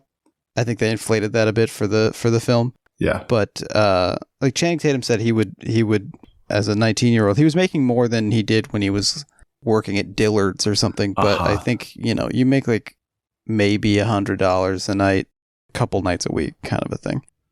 It is set up beautifully in the film because before we get to any of the stripping, the first discussion of money is in the context of his roofing job where he meets the kid. And the kid was pulled off Craigslist to fill in construction work. Like, the GC or whoever this guy is doesn't want to have union workers there, doesn't want to pay benefits. So he gets these extremely underqualified people, treats them shittily. Roofing, from my understanding, I've done a bit of construction, but it's basically the only part of construction that I've universally heard is just like nightmarish. It just destroys people's bodies. I believe it's the most dangerous career in the world. I think that is right. Yeah, it's like 70 times more dangerous than being a cop. Yes, exactly. There's like tragic accidents constantly. Just like the work itself, it's impossible to do without wrecking your back. And this GC is trying to negotiate Mike, who is a skilled laborer, down to $14 an hour. And I think they ultimately settle on 18 or something. But and it creates a perfect line to the comparison that's often made of like critique of sex work being like, why would you exploit your body that way? Exactly. And yes. Then I think coal miner is probably a more classic juxtaposition, but it's like there's so much manual labor and a lot of sex work is physically demanding, especially if you're stripping or doing like production porn shoots. But it's all a drain on your body in various ways, and at the end of the day, like, it is a job that no matter how glamorous it is, like, it's exhausting, but also it doesn't seem that way on the surface. And if you're good at what you do, you're hiding the parts that are grueling and not hot. Part of the job is hiding how it can suck, as opposed to like construction work. You don't have to hide that you're sweating. Every job sucks, I sell dildos. I'm my own boss and I sell dildos for a living, and like sometimes I really hate my job just like anybody else, Yeah, I was imagining that you probably have to deal with a lot of shipping labels and stuff, and I was not personally anymore, but yes, a lot of it is just like shipping, Right. It's just logistics. It could be paper clips. Yeah, or like you're talking about sexting, but it sounds like comms work basically, right? You have to like be on Slack or the equivalent. Like you have to be available to be able to message with clients. I need to point this out though, as a truck owner myself, though, that in that roofing scene, when he's complaining about how broke he is, he's stepping into like an $80,000 Right. platinum F-150 in that scene. But Well, even then, Yeah, see that. he has the plastic on it because like he can't even enjoy the nice right. things He does have the has. plastic on the dash. I mean, I think this is the economic complexity, and this is not Right. uncommon in that I've, have enough experience in the farming community that you have people who are not sure if they're going to be able to like pay back farm loans who will also be getting an F-150 that is just like, on an insane lease that is crippling them because I would there love is to know kind how of like many this performance. how many F-150s are owned by people with the means to pay them I off. own an F-150, but I don't have a platinum trim F-150. Sure. He has like one of the upper trims going on, That's what Ian which says is why I whenever- noticed it. Whenever Ian and I drive past a senior living facility, he says, "Let's get some platinum trim." No. What are you talking about? He doesn't say that. Speaking of, I just want to briefly stop down here. Speaking of groups of beautiful men, I finally received the Ryan family Christmas card, holiday card. Great. It just came in the mail. Yeah. My famous podcast girlfriend just brought this in. It says New Year cheers. Ian, I got to ask you, I'm so glad. I was excited to get this. I'm just going to hold it up to the camera so Zoe can see. That's our boy right here. And then he's got 5 ass brothers. I do. That's true. Yeah. Why is this a New Year's card? Is this, we just had trouble getting everybody together or? Well, look, we're talking about sort of layers of artifice. I don't think this is totally inappropriate. Yeah. First of all, just practically, we all don't see each other until like almost Christmas Day now. So there's no time for pictures. And my mother very nobly puts in a tremendous amount of effort trying to coordinate all of us to send her photos to be able to put out. So look, not to step behind the holiday magic here, but it's a lot of like, please, I only have 3 photos. Can you guys send your pictures? And she's too polite to say like, motherly begging. Goddamn ungrateful kids. Why can't she? It's like, this is the least I'm asking of you. And then she tried to edit it on her precious holiday time and turn it around so that I could bring one home to my partner and my partner's parents. So this is, this is the Manganiello broken back scene of motherhood, right? Like it's a lot of coordination. I mean, if we're talking about it is how people are hiding their pain in order to bring across this emotional performance, I think that's it right here. You're saying your mom most resembles Big Dick Richie? Is that what you're saying? I am saying that, yeah. And can we talk to simplytoimpress.com about maybe a promo code? Yeah, I think we probably could. Yeah, we'll offline it. Sorry for the interruption. I just, no, I appreciate I wait for that. this every year, and I finally got it. Oh, nice. It's going on the fridge. So, I have a place I want us to jump in that is important for me to get to. Is the scene where he's trying to go get a small business loan and he's denied. Oh my God! Yeah, where he's in drag, like he's in little business boy drag. He's trying to just like look like a normal. Yeah, but all jobs are drag for them. Respectability. Yeah. He looks like Billie Eilish a little bit. The little glasses. Okay. We're really giving Billie Eilish. And Channing Tatum, I think in every film, basically flirts with everybody. That's like his main form of communication is flirtation. He's so good at it, but he does it in unless he's like doing something silly like Hail Caesar or something. He's a goofy guy. To connect to the last scene, the little like sitting at the Formica table or whatever. Formica, and it's a Formica table. In this case, it's a Formica table. He has this little suppressed smile that he does when Brooke says like, we got 7 hours to kill. And this is not my type of person either. I think he is about as sexual as like a powerful wave to me, but, that moment works. And you're right. He turns it on, but let's not ignore the fact that the scene begins with like an out of frame kind of like neither person is visible, right? I don't know if you guys see, like we can't see Channing Tatum. We also can't see, I didn't look up the name of the actress. I think most recognizable Betsy Brandt from Breaking Bad. Exactly. Yeah. And she's like standing. So we see like her torso and below, but we can hear that he has turned on the charm. This is how powerful this man is. Right. He's saying something about her necklace and she goes, it's Target. Yeah. And yet this is a place where like he can't just charm his way through it because he's running up against like the cold calculation of the computer. Yeah, what does this represent for you? So as a small business owner working in the sex industry? I've been debanked even before I did anything online regarding OnlyFans, just owning a sex toy store. I got denied a savings account and like lines of credit, just like I've been denied things because of my legal work that is not in alignment with morals and values, perhaps, of other major banking clients. And that's like the. Do they say that explicitly? Yeah, or they will hide it behind. No, but I think it's implied that it's like we're not going to take you seriously, or like I don't remember how explicit he is, but it's just like I just appreciated that there was a scene of like because there's so much stuff in like trying to start a business where it's like.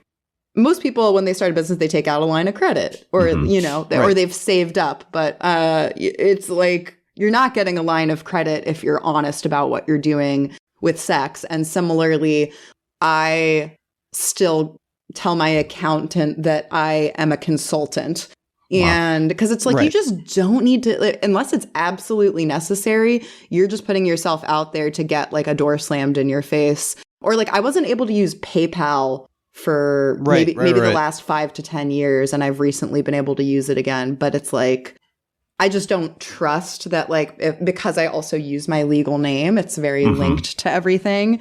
And this is relevant to right now because there was recently a White House executive order saying that you can't deny, like banking services are not a privilege, that you can't deny somebody financial services because of you disagree with what they do. The caveat to that is that this was an executive order more targeted at weapons manufacturers being protected, but it also has the silver lining of meaning that you technically also can't do that with, again, legal sex work. And again, it's like that's such a huge controversy. And there's a lot of people who like don't understand that there's like a lot of different types of sex work, blah, blah, blah. But it is a win. And I lobbied in DC in, I want to say 2023 with a group called Free Speech Coalition, where we were basically saying like, hey, this has affected all of our lives. And the rule in regard to sex work is like, oh, well, we don't want to promote this and, human trafficking, which is not sex work. Human trafficking is human trafficking in any industry. But by debanking a sex worker, you are actually forcing them to rely on somebody else, and you're forcing them to actually put themselves in situations where their finances are potentially controlled by somebody else if you won't give them a fucking bank account. Right, exactly. There's all these ways that like using we talked about this a little bit on our girlfriend experience episode, but there's ways that using these institutions to like try to discourage sex workers from operating legally doesn't discourage people from doing sex work. It just discourages them from doing it safely. It pushes it further underground, and the people who are doing the real nefarious bad shit are far more resilient than that. They have that doesn't affect actual, like the networks that are responsible for that are not going to peril because of debanking, whereas like a sex worker who's a performer or whatever is going to be heavily impacted by that. And all sex work is work, and we're pro sex workers on this show, but especially like your website. It's a nice website where you can just buy stuff to use at your house, and there's but why does it have to be respectability? It could be the schlockiest shit, and it should still be allowed to do what it does. Of course. And as I was saying at the top of the show, it's like, sometimes you're trying to make something so approachable that it's like clinical and unapproachable. And then you've just bowed, you've bent the knee, and you're still getting rejected. So why bend the knee at all, right? Totally. And it's so transparently afraid of sex because, if you break it down, we have also talked about this, but you have a store that sells silicone and lycra and plastic and things that in any other context nobody's afraid of, right? Not to say that, I'm glad that this executive order has benefited you, but it's crazy that you're lumped in with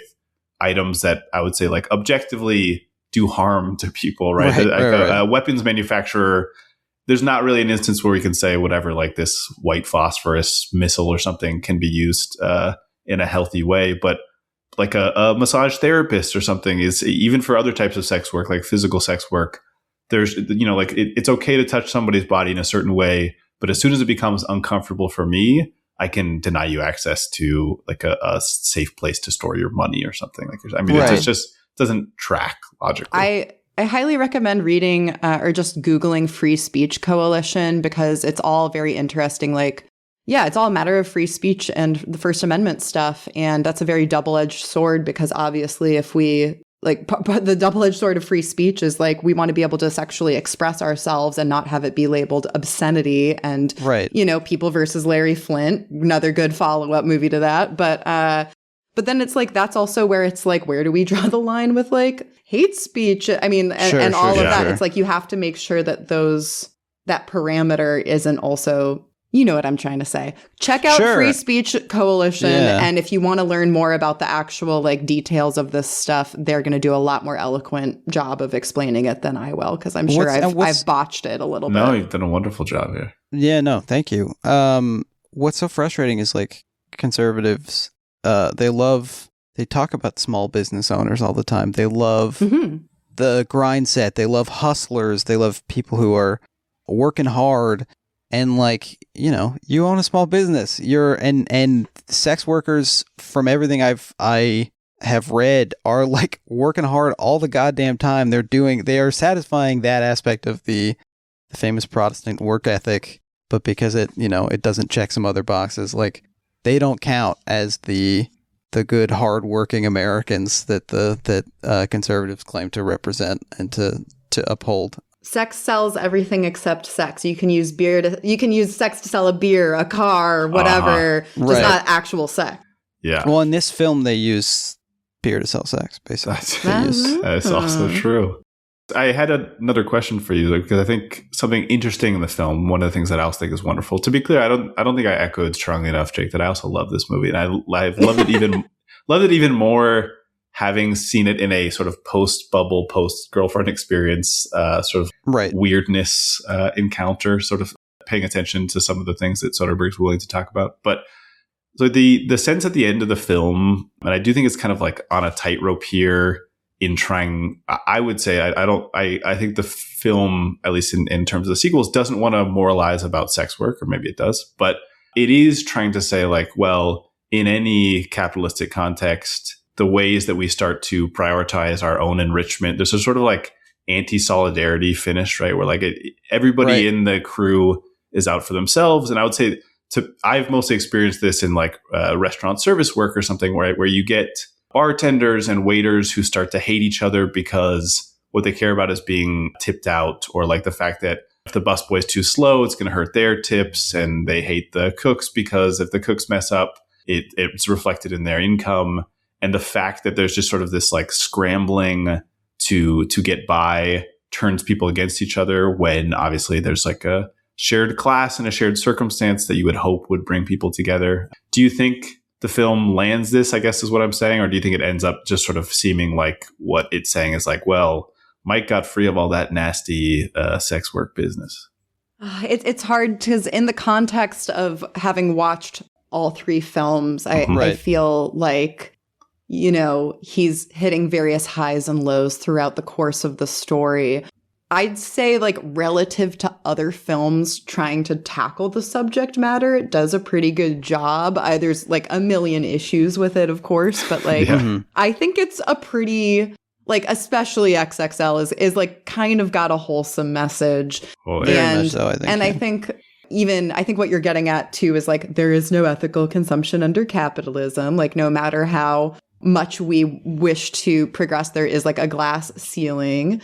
And similarly with sex work, there's something called the whorearchy, where, oh, well, I'm a cam girl, but I would never be a stripper because I would never actually like do this, and you have to throw another type of sex work under the bus, right, in order to justify your own, or you leave sex work and then you rescind anything you've ever said, and whether it's religiosity driven or not, you're being like, well, that's in my past.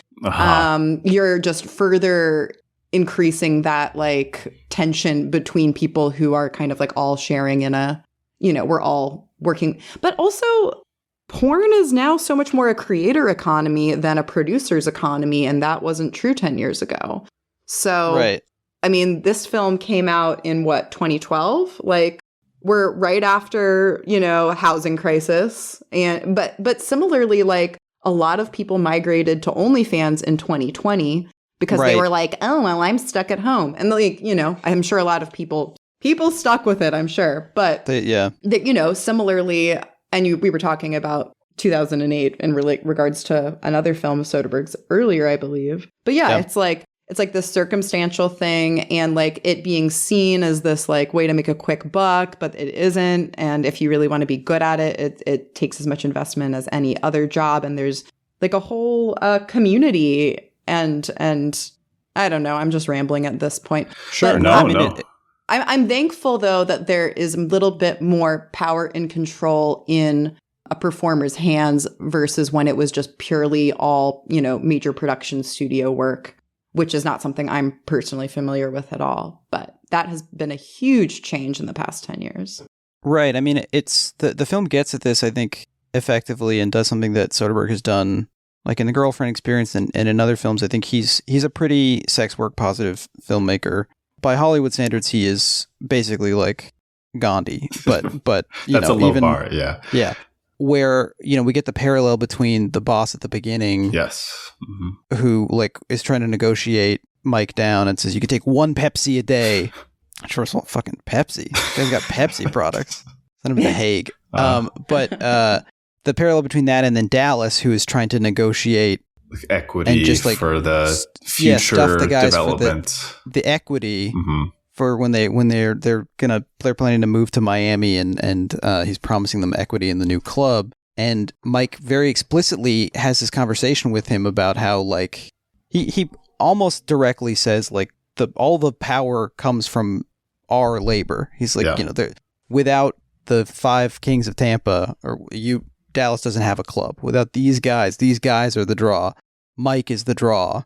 And it's clear that like the exploitation is coming from the boss, from the structure of capitalism, the structure of like this employment hierarchy, not from the sex work itself. Yep. And like the sex work scenes, it's almost, Soderbergh talks about, and we should talk about how the movie was received very differently than it was intended to be. But Soderbergh talks about how, he wanted to make like Saturday Night Fever. He wanted to make Boogie Nights, like a movie about darkness. And there's plenty of darkness here. And that's like, when people watch this movie, that's the first thing they say is like, it's weirdly didn't expect grim. It to be so, yeah. But the scenes in the club they basically can't help but be full of like joy and erotic excitement. I mean, you didn't mention how they convinced the, I think it's the WB exec to distribute. Yeah. They were like shooting I think the sort of teaser for the film, and they invited this woman, Sue Kroll, who was a Warner Brothers executive, to be in the crowd. And Channing Tatum is dancing, and everyone's going fucking nuts. And then he comes over to the Warner Brothers executive and gives her a lap dance. And she's like, well, there's something here. Very meta. I know. Exactly. Which, like you're saying, it's weird in the context of the film that is mostly trying to be about, like how difficult it is to stop being a worker and achieve some type of class leap right out of this condition. But ultimately, the thing that sold it to her was just the power of the dance, the power of, this type of sexual high.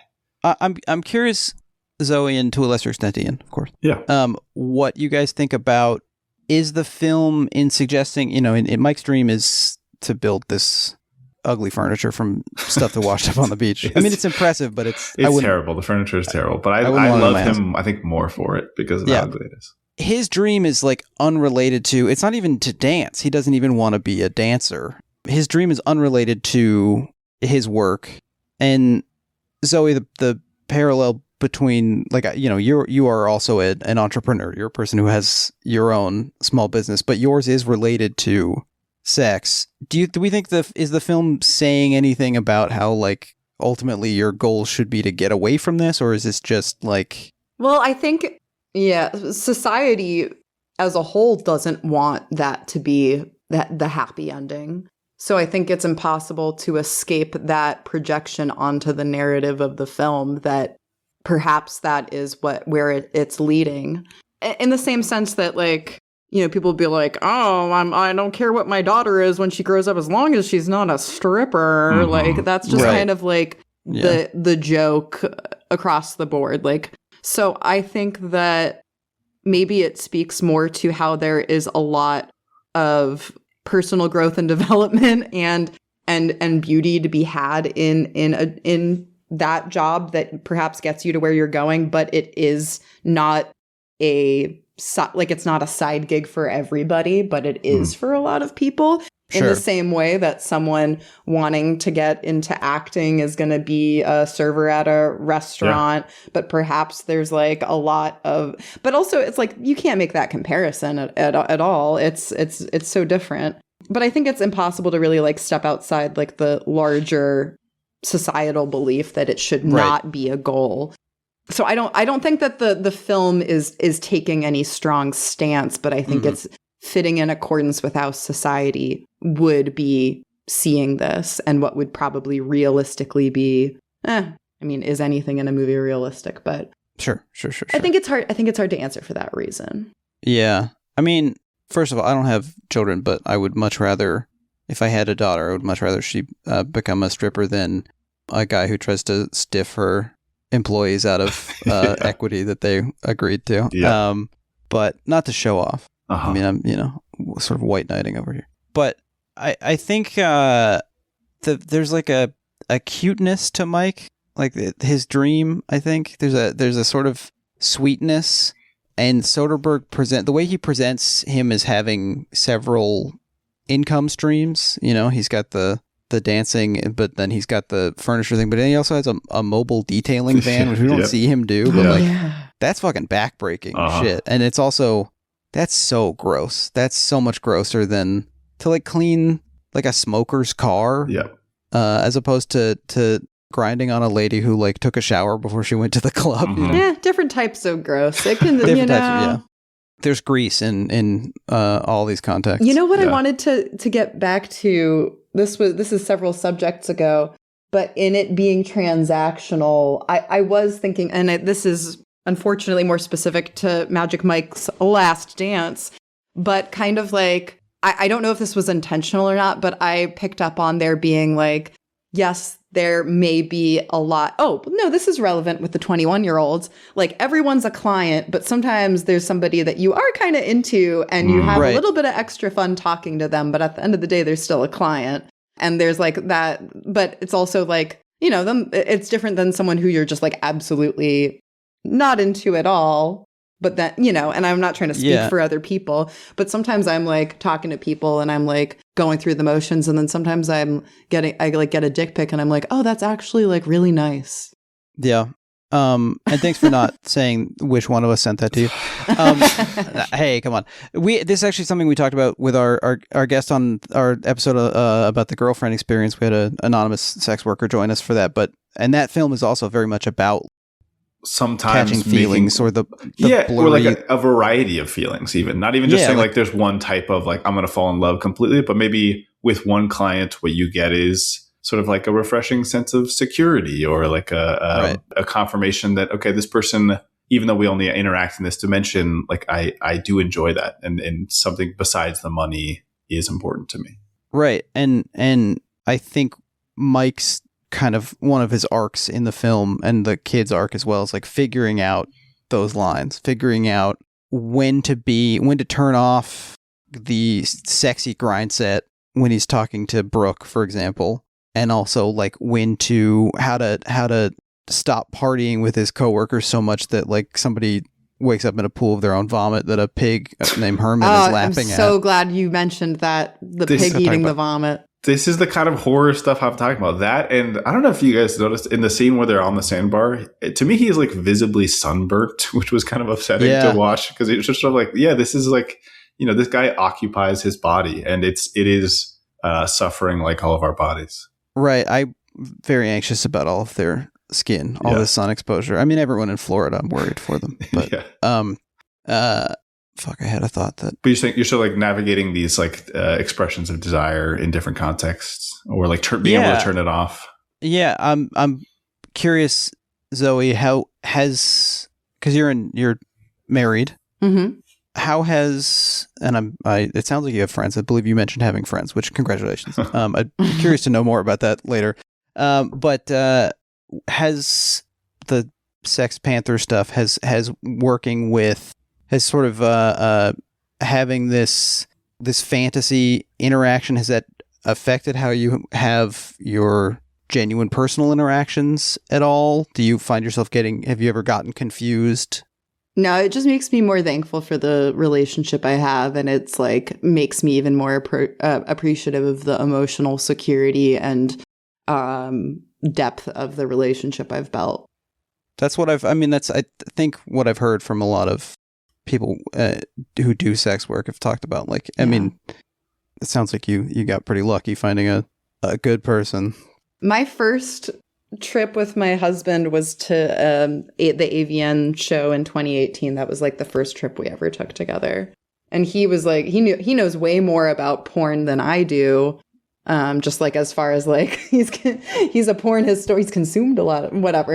So it was just fun to like historian. I was at AVN like not knowing who people were, and he'd be like, oh, that's so and so, that's so and so, and like also like there's Pauly Shore and like all these other I miss so many things and references, and it was nice to have somebody who's like, nah, I know who all these people are.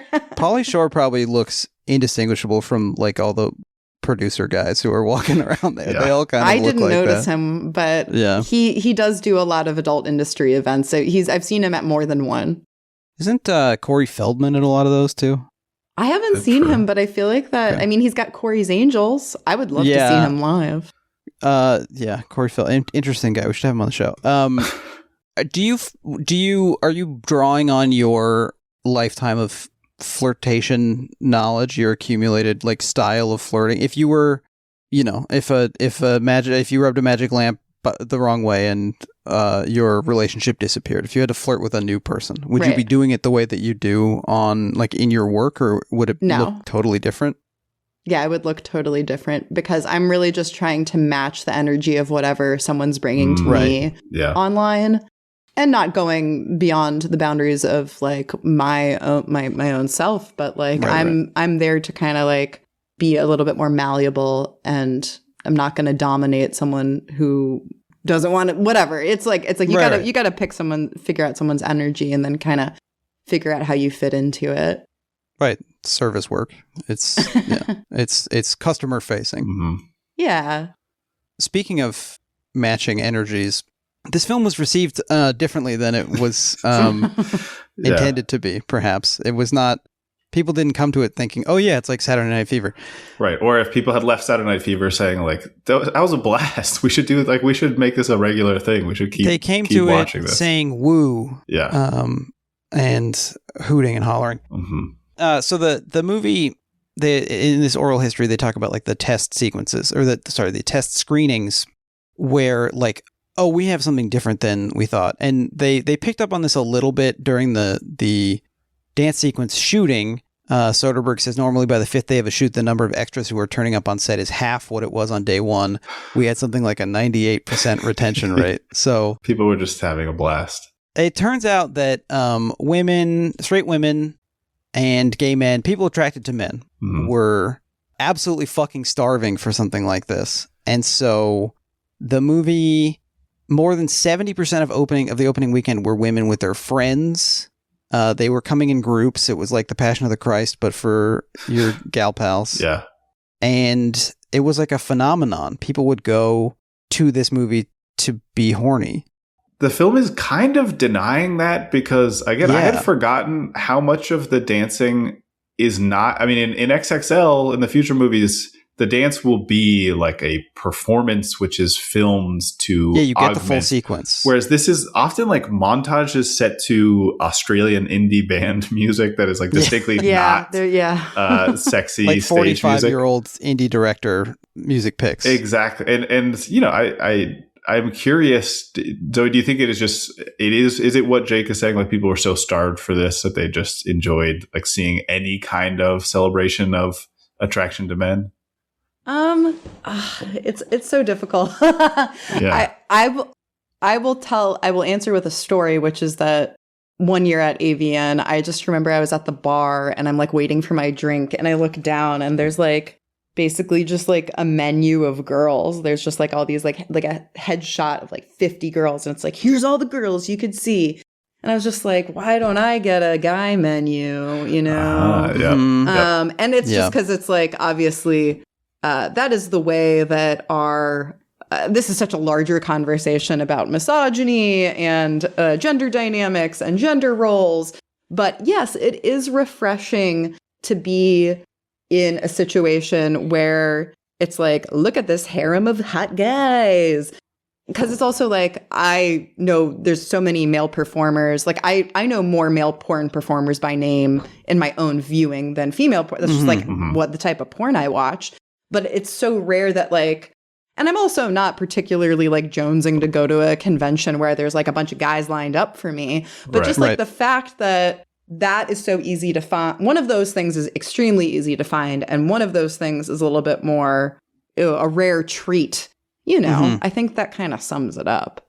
And I mean, even in their performances, like they're clearly doing things that are referential to going down on people, right? And that, I mean, that's something you hear about women when they will sometimes opt to watch women on women porn, even if they don't identify as gay, because they're just sort of like, well, I'm just relieved to see people see good pussy eating. Yeah, just like people who are aware of the things that women might enjoy, or people who have vulvas this woman might seems enjoy. familiar with this anatomy that she's working on. It's such a misconception that people's porn preferences are like a one-to-one alignment with what they like want for their real sex life too. So I think a lot of people, like a huge question with porn is like, am I normal for liking this? Or like, is it weird that I like this? It's like the short answer is yes, most of the time. Like 99% of the time people watch all kinds of things, and whether it does or doesn't align with your sexual preferences, as long as it's safe and consensual, you know? Right.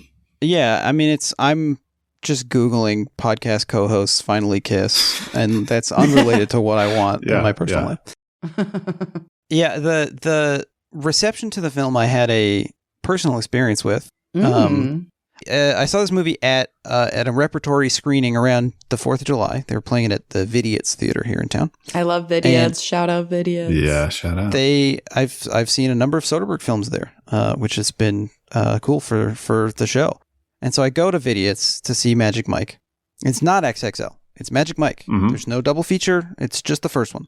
And the crowd is baying. They're going absolutely fucking nuts, like it's XXL during the scenes where, like, you know, the collapse of the global economy is on display. I mean, they're not like hooting when you can't get the bank, but they're cackling, they're laughing, they're having a great time. There's a bunch of groups of... The Matthew McConaughey scene is great. Well, the McConaughey scene is terrific. You mean the Ladies of Tampa, the guitar one, or which? The Ladies of Tampa song is wonderful. Yeah. The fire spitting is wonderful. But like, I was really confused that they seemed to just have like closed their hearts to the pain, the economic pain these people were in. You wanted people to have less fun? I did. I wanted people, and I didn't, you know, you didn't stand up in the theater. I'm not shushing. Yeah, I'm not directing people. I'm privately having a bad time. Yeah. But I was really confused by this experience because I hadn't seen the film in theaters, and I thought everybody was like, "Oh yeah, Magic Mike is sort of a sober look at." Who the fuck thinks that? You're alone on that one, I think. Yeah. Well, it's been established on the podcast that I don't really know what's going on or how a normal person would think or act. But look, I mean, in fairness, Judy, there's so many scenes that are shot with they're like underlit in natural lighting, where it's Brooke walking into her dim apartment. That is not a minor part of the movie. Yeah, and I mean, It's a gritty There's lots piss core film. There's like a orange haze on every shot. The Soderbergh's piss phase is in full effect. This is his yellow period. He needs to drink more water. Like, I guess he is his own DP, so he should drink more water. But I was shocked by this. I was sort of disturbed, and I was, not to brag, I was messaging with some of our European friends. Oh wow! Our European film enthusiast friends. Yeah, the Baroness. Yeah. Who are like, I can't believe people would act that way. And then every American I've talked to was like, yeah, that's how people act during Magic Mike. Yeah. But I guess for the, I also think LA theater culture is a little bit more, I don't want to say rowdy, but like every time I go see time I've seen a movie in LA at an AMC, everyone is like, yeah, for like the Nicole Kidman. And then I go see an AMC production, or, I go to AMC in Michigan and everyone's just like eating their popcorn through that. Mm-hmm. Like everyone in LA gets a little bit more hyped up for film, I would say, than the rest of the world. And they're kind of like living a meme a little bit in relation to that stuff, right? They're trying to say like, I know that this is a thing people think is funny or cool, so I'm going to also participate in that. And sometimes that's great. I've mentioned seeing Stop Making Sense, the Talking Heads concert film in LA. And to me, that was ideal because there's all these people like wanting to be excited for a thing. But you're right, Jake, that sometimes there can be a mismatch. Yeah, I feel like there's a threshold. Like I saw Soderbergh's Solaris at Vidiot's also, and that was not a rowdy screening. Everyone was very quietly. Makes sense, yeah. Having a bad time watching the sad, like, an intentional bad time watching a sad movie about a guy whose wife died. But LA crowds can be particularly rowdy. And I feel like this kicked off, Tatum mentions that they were riding the 50 Shades wave. The books were out, but the movies had not come out yet. But I think without this film and XXL, I feel like you don't get this kind of revival of movies for women and people who are attracted to men coming to Hoot and Holler. There's like a sort of a camp revival after this with movies like, I have a list here that I put together. Heated Rivalry is huge now. Exactly.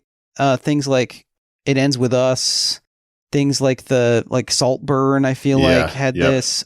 And even Cats, like there were those like designated rowdy screenings for Cats. I feel like specifically people and generally I think camp skews feminine and skews gay in its audience. This is like a new way of going to the theater, and I think there's like a bit of a Rocky Horror thing to it, right? Yes. Where you're embracing the experience with other people, right? The participation is almost as much, and I mean that's Zoe, you've been to the Magic Mike live show. So I'm curious what you would say, but I imagine that is part of the pleasure is not even what's happening on stage, but the sort of commitment to like, we are all here and we're all doing this thing that's, maybe feels a little bit taboo to some of us, but also feels like we're encouraging each other and we're sort of like creating this shared social momentum that maybe you couldn't achieve by yourself, which is exciting, right? Because alone, if you watch this performance by yourself, you just would not have this experience. It's like, impossible. I agree. Was there a lot of whooping and hollering? Were people going absolutely apeshit? Yeah, I'll send you the videos I took because, but one thing I really enjoyed was watching all the bachelorette party groups take like group photos on the stairs where they performed. I thought that was really cute. And just trying to figure out everyone's story that was there. Right. I mean, as I'm sure they, perhaps are thinking about me, but it was so wholesome. It was so much more musical theater than other male strip reviews, i.e.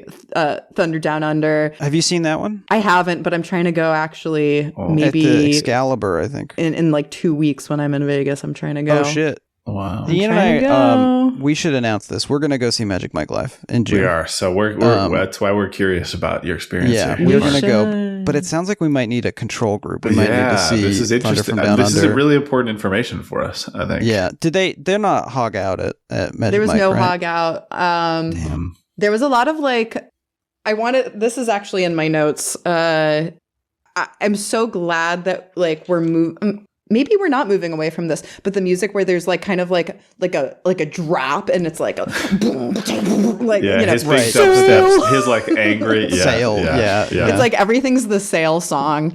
And it's like, this is not hot. I mean, we're like living in an AWOL nation. A lot of people are saying it.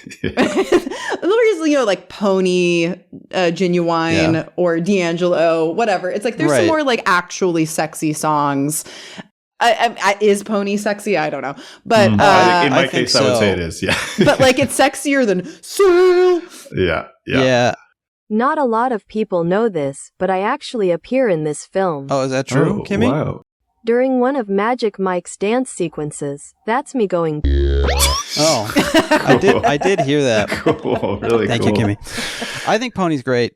Channing Tatum and Reed Carolyn have both said that they have like a theme song now. Yeah. Everything that they do, Pony will show up somewhere. They've just aligned themselves with this song. I'm sure Genuine's happy. Yeah. It's great. It's a horny song, and when it shows up in Magic Mike XXL at the beginning, it's like the Avengers. Like it really is. Yeah, I didn't know that guy was going to be in this movie. Basically, do we have a favorite guy a favorite King of Tampa? I'm curious.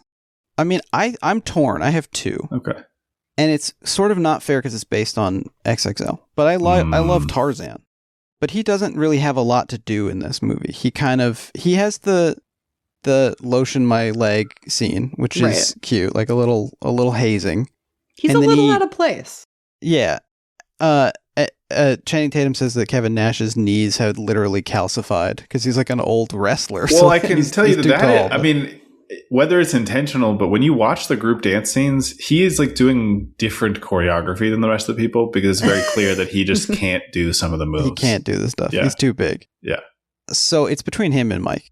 I mean, Mike is just undeniable. The talent is undeniable. It's a little bit like picking Mario in Super Smash Brothers, but yeah. I'm a big Dick Ritchie gal. Yeah. Why is that? I loved the commitment to the pump. He also does the convenience store gas station scene in XXL. Sure. I think I just like, as a former True Blood fan, I just really love that actor. Yep. I mean, Matthew McConaughey is the hottest in my opinion, but I don't know.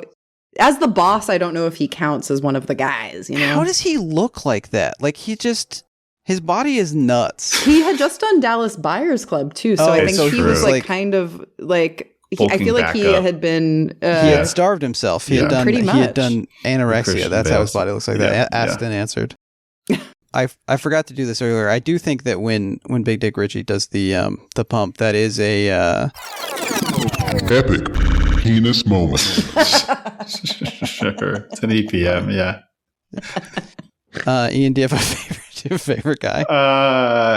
I think Real World's McConaughey is the only one that I would be attracted to, probably as like a person in the streets. There's something kind of bi-gender about the way he moves also. Like he's slinky. He's slinky. Yeah. Well, and I do want to say, I mean, we mentioned this being a popular film also for gay men, just as like you're saying, sort of incidentally celebration. But I am curious, there's a weird thing in many films that are interested in male bodies and male representation. And I'm curious, Zoe, what your experience is with this. Do you find that there's like a homophobia or like an insistence from some of these people? I mean, this is something that comes up in this movie where he says, I think Matthew McConaughey says something like, don't make an F-word joke when he's like teaching the kid to dance, right? Sort of like because they're very close to each other, but he's also kind of insisting on, his heterosexuality. But Jake, you and I both watched The Full Monty, which is obviously in the lineage of like men sort of stepping outside themselves. And that film has like a positive gay relationship in it, just kind of like as a tossed off thing. But I'm curious, do you find this, and it could also be for female or femme performers, are there people who are sort of like drawing lines where they want to make it clear, like, well, I don't, my sexuality is normative in some ways, or like, or do you think in real life people are more progressive, more open when they get involved in stuff like this? Out of everybody I know, I don't think anybody feels that way. I think everyone's more progressive. I'm sure there are a lot of people who are like don't confuse whatever. But I think it's also just like, as a performer, you're doing so much stuff that is not natural to what your sex life is like, that I imagine a lot of people are already like, this is all performance. Like, right. I think I'm not a firefighter in my bedroom either. Or a good example is even the way you fuck in porn. It's like, if you have two pelvises being smooshed together, you can't see anything. So everyone's fucking with their pelvises tilted towards the camera. And that's uncomfortable as fuck. So no one's even fucking that way. It's for the camera. And there's a huge double standard when it comes to intimacy between women and intimacy between men. And, if two women kiss, they're exploring and they're not necessarily gay. I'm just quoting the general zeitgeist cultural opinions. But yeah, I mean, that totally, you could do a whole podcast just about that, you know? About women kissing? Yeah. they've asked us not to. No, but it's like, but there's also people who are gay for pay, and that's usually more a term more used for men, because women, two women in a scene together is like, in porn world, a more entry level type of scene than, boy girl, whatever, boy girl. It's like considered more entry level, because just for whatever, because this is the way we societally treat this, and place like less value and seriousness on same-sex relationships, or basically anything that isn't a heterosexual cis relationship. Anything that steps outside of that is not something that we have any comfort talking about as a society. We can't even talk about like heterosexual sex with comfort in this society. So like, what the fuck do you expect? Do you have any suggestions for how we begin? To talk about or be comfortable with ourselves? Yeah.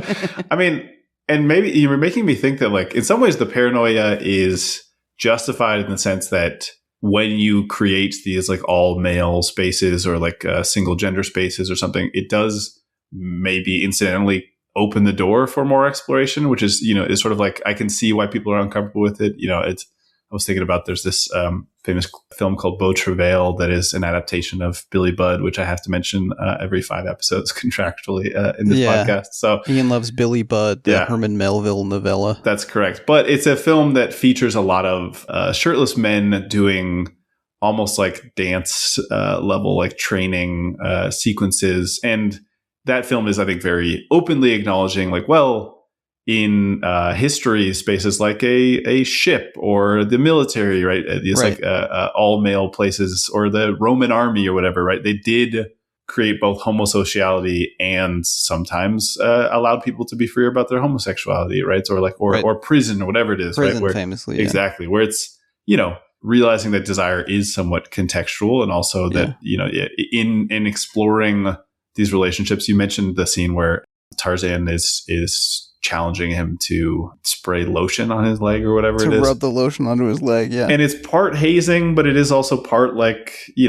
these guys have become very comfortable with each other's bodies, and the kid is clearly not comfortable yet, and maybe but then can't distinguish between sociality and sexuality. Start to do it, what Tarzan says is like, I like you, kid, you went for it. Like, instead of saying like, haha, like you're gay boy, I got you. Yeah, he's like, sort of nah, come on, hey. I'm glad that you're open to this. You're all right. Yeah. And you did mention the Roman army. Yeah. Channing Tatum is in a film called The Eagle. Not a lot of people have seen this, but he plays a Roman centurion. And I'm just going to read from Entertainment Weekly. Tatum revealed an unfortunate incident that occurred while shooting the upcoming Roman epic The Eagle. The actor was filming a scene in the hypothermic waters of Scotland, which were so cold that one of the crew members had to repeatedly pour a mixture of boiling water and river water down Tatum's suit. Long story short, the assistant forgot to add the cold water one time, thereby drenching Tatum's nether regions with hot water and sending the actor to the hospital with a, quote, shriveled, burnt penis. That is... Oh, no. I'm sorry, Elias. This is an all-time story. Epic penis moment. He said it took about a week. I watched him. He was on Stern. That sucks. And Stern is like, now how long before you could bang? Uh-huh. And Channing Tatum said it was a week. Yeah. So this guy's working hard. But look, even this is revealing that, returning to our discussion of like destroying your body, even maybe your sexuality for non-sexual performance. Behind the scenes is not glamorous sometimes. Yeah, sometimes you get your that might happen to you as the chef character, Ian. You might get some burns. just as a warning. I got some burns as the real life chef character when I was As a real chef. The rat was fucking with you. Told me I look like The rat shit. makes you pour the boiling water down. Yeah. You do. We're coming to the end of the episode here. Do we have any final thoughts on Magic Mike? I just think it's so funny that like the go-to move is like squat, point at your crotch, gyrate. Yeah. And it's literally Stick the it. cover of Magic Mike XXL. He's doing the move that I'm Yeah. They're trying all to doing- describe. If you, Yeah. he's like pointing at his Yeah. dick. Just like, let's make it clear, everybody. But that's what the cum gutters are for. They're like, it's like To Like, guide guiding your the eye. plane Yeah. into the, yeah, It's a runway. exactly. Ian, final thoughts? Yeah, I think I love this film. There are pieces that we didn't get to because there's just too much to get to. But the moment where Matt Bomer, who I believe is a gay man in real life, if I'm not mistaken, Married to a man, yes. yeah, is insisting very aggressively that the kid fondle his wife's breasts in a way that she seems to be into, but the sort of Right. consensuality of it or the comfort of it is, very much a question. I am uncomfortable watching it. I don't think that's an accident, I guess what I'm saying. Like the film is building in this tension, and this film, this entry in the trilogy in particular, is celebrating sex at moments, and it is deglamorizing things that we are afraid of or sort of removing taboos. But it is also recognizing that like the people who are involved in this are humans who are kind of nasty and fucked up in their individual ways, not necessarily because of sex work, but because some of them are trying to sell pills or whatever. Some of them are trying to get by, or they've just developed strange coping mechanisms. And I think the movie is extraordinarily effective in that way. I guess that's my takeaway, is that sort of like the messiness of it comes across, and people maybe associate that more with like a Simon Baker or something. But I don't know. I think it's just as powerful here. You mean Sean Baker? I do mean Sean Baker. You're thinking of The Mentalist. Simon Baker. That is true. He could be one of the maybe kings he's of Tampa. less. That guy seems like he's probably ripped, right? Yeah, maybe also probably not as right wing secretly. Hope not. Yeah. Yeah, I love this movie. I love that this is a film where someone explicitly says, "I'm not my goddamn job." Yep. We need more movies like that. I do want to just remind everybody, in the scene where Channing Tatum is pretending to be a cop, like Zoe's friend, Stop. he's got the birthday girl up against the mantle and says, "You don't have anything sharp on you that I can stick myself with." She says no, and he says, "I do." So I think he's saying his penis is sharp. Yeah, which that was a moment for me of great relief finally. Right? Yeah, you can be a star. Presentation matters. Yeah. Just wait till you see a raccoon's penis, and you're gonna be in heaven. People Do you guys love know about raccoons. this? Forked. Epic penis moment. Epic penis. If only Zoe had access to the drop. Epic penis moment.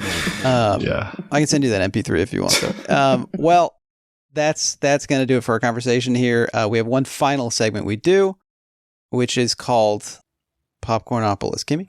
This is Popcornopolis, the segment where we ask our guest, do you like popcorn? Zoe, do you like popcorn? Love it. Ooh, Yeah. Great. Any particular kind? Any and all? I mean, I get like bulk microwave popcorn from Costco, so that's Nice. like, but I like a light salt. I like a nutritional yeast situation. I like putting a mini M&M in the popcorn. Ooh, okay, no, or that a is Lunch sick. Crunch. Oh, innovating. This is what they're doing up there in Detroit. They got all these artist types up there Yeah, making we're new just kinds of getting popcorn. creative with popcorn. It's cool. The Bears are returning to the city, and I they're putting do stuff in popcorn. I see popcorn stores like at the mall, and I'm like, what's this Like a whole business popcorn I'm like, what's store? this business model? What's going on here? Entrepreneurship. They didn't get That's the- debanked. They didn't They didn't take out get the debanked. SBA. Yeah. Bastards. Ian, any popcorn change for you? Any new popcorn stuff? No popcorn change. Although, you know what? You tell your popcorn story first, and then I'm going to co-op this because I've been reminded of an extra segment that I have to do for this episode. Oh, sure. I was at I went to there's like a little deli market thing that I've driven past a million times I'd never been into, and I finally went into it yesterday. I had a really good veggie sandwich. Oh, nice. And then they also were selling a brand of popcorn that's called Amish popcorn that seems to be some kind of a gourmet, and they had a black popcorn. Okay. Like the kernels, they're unpopped.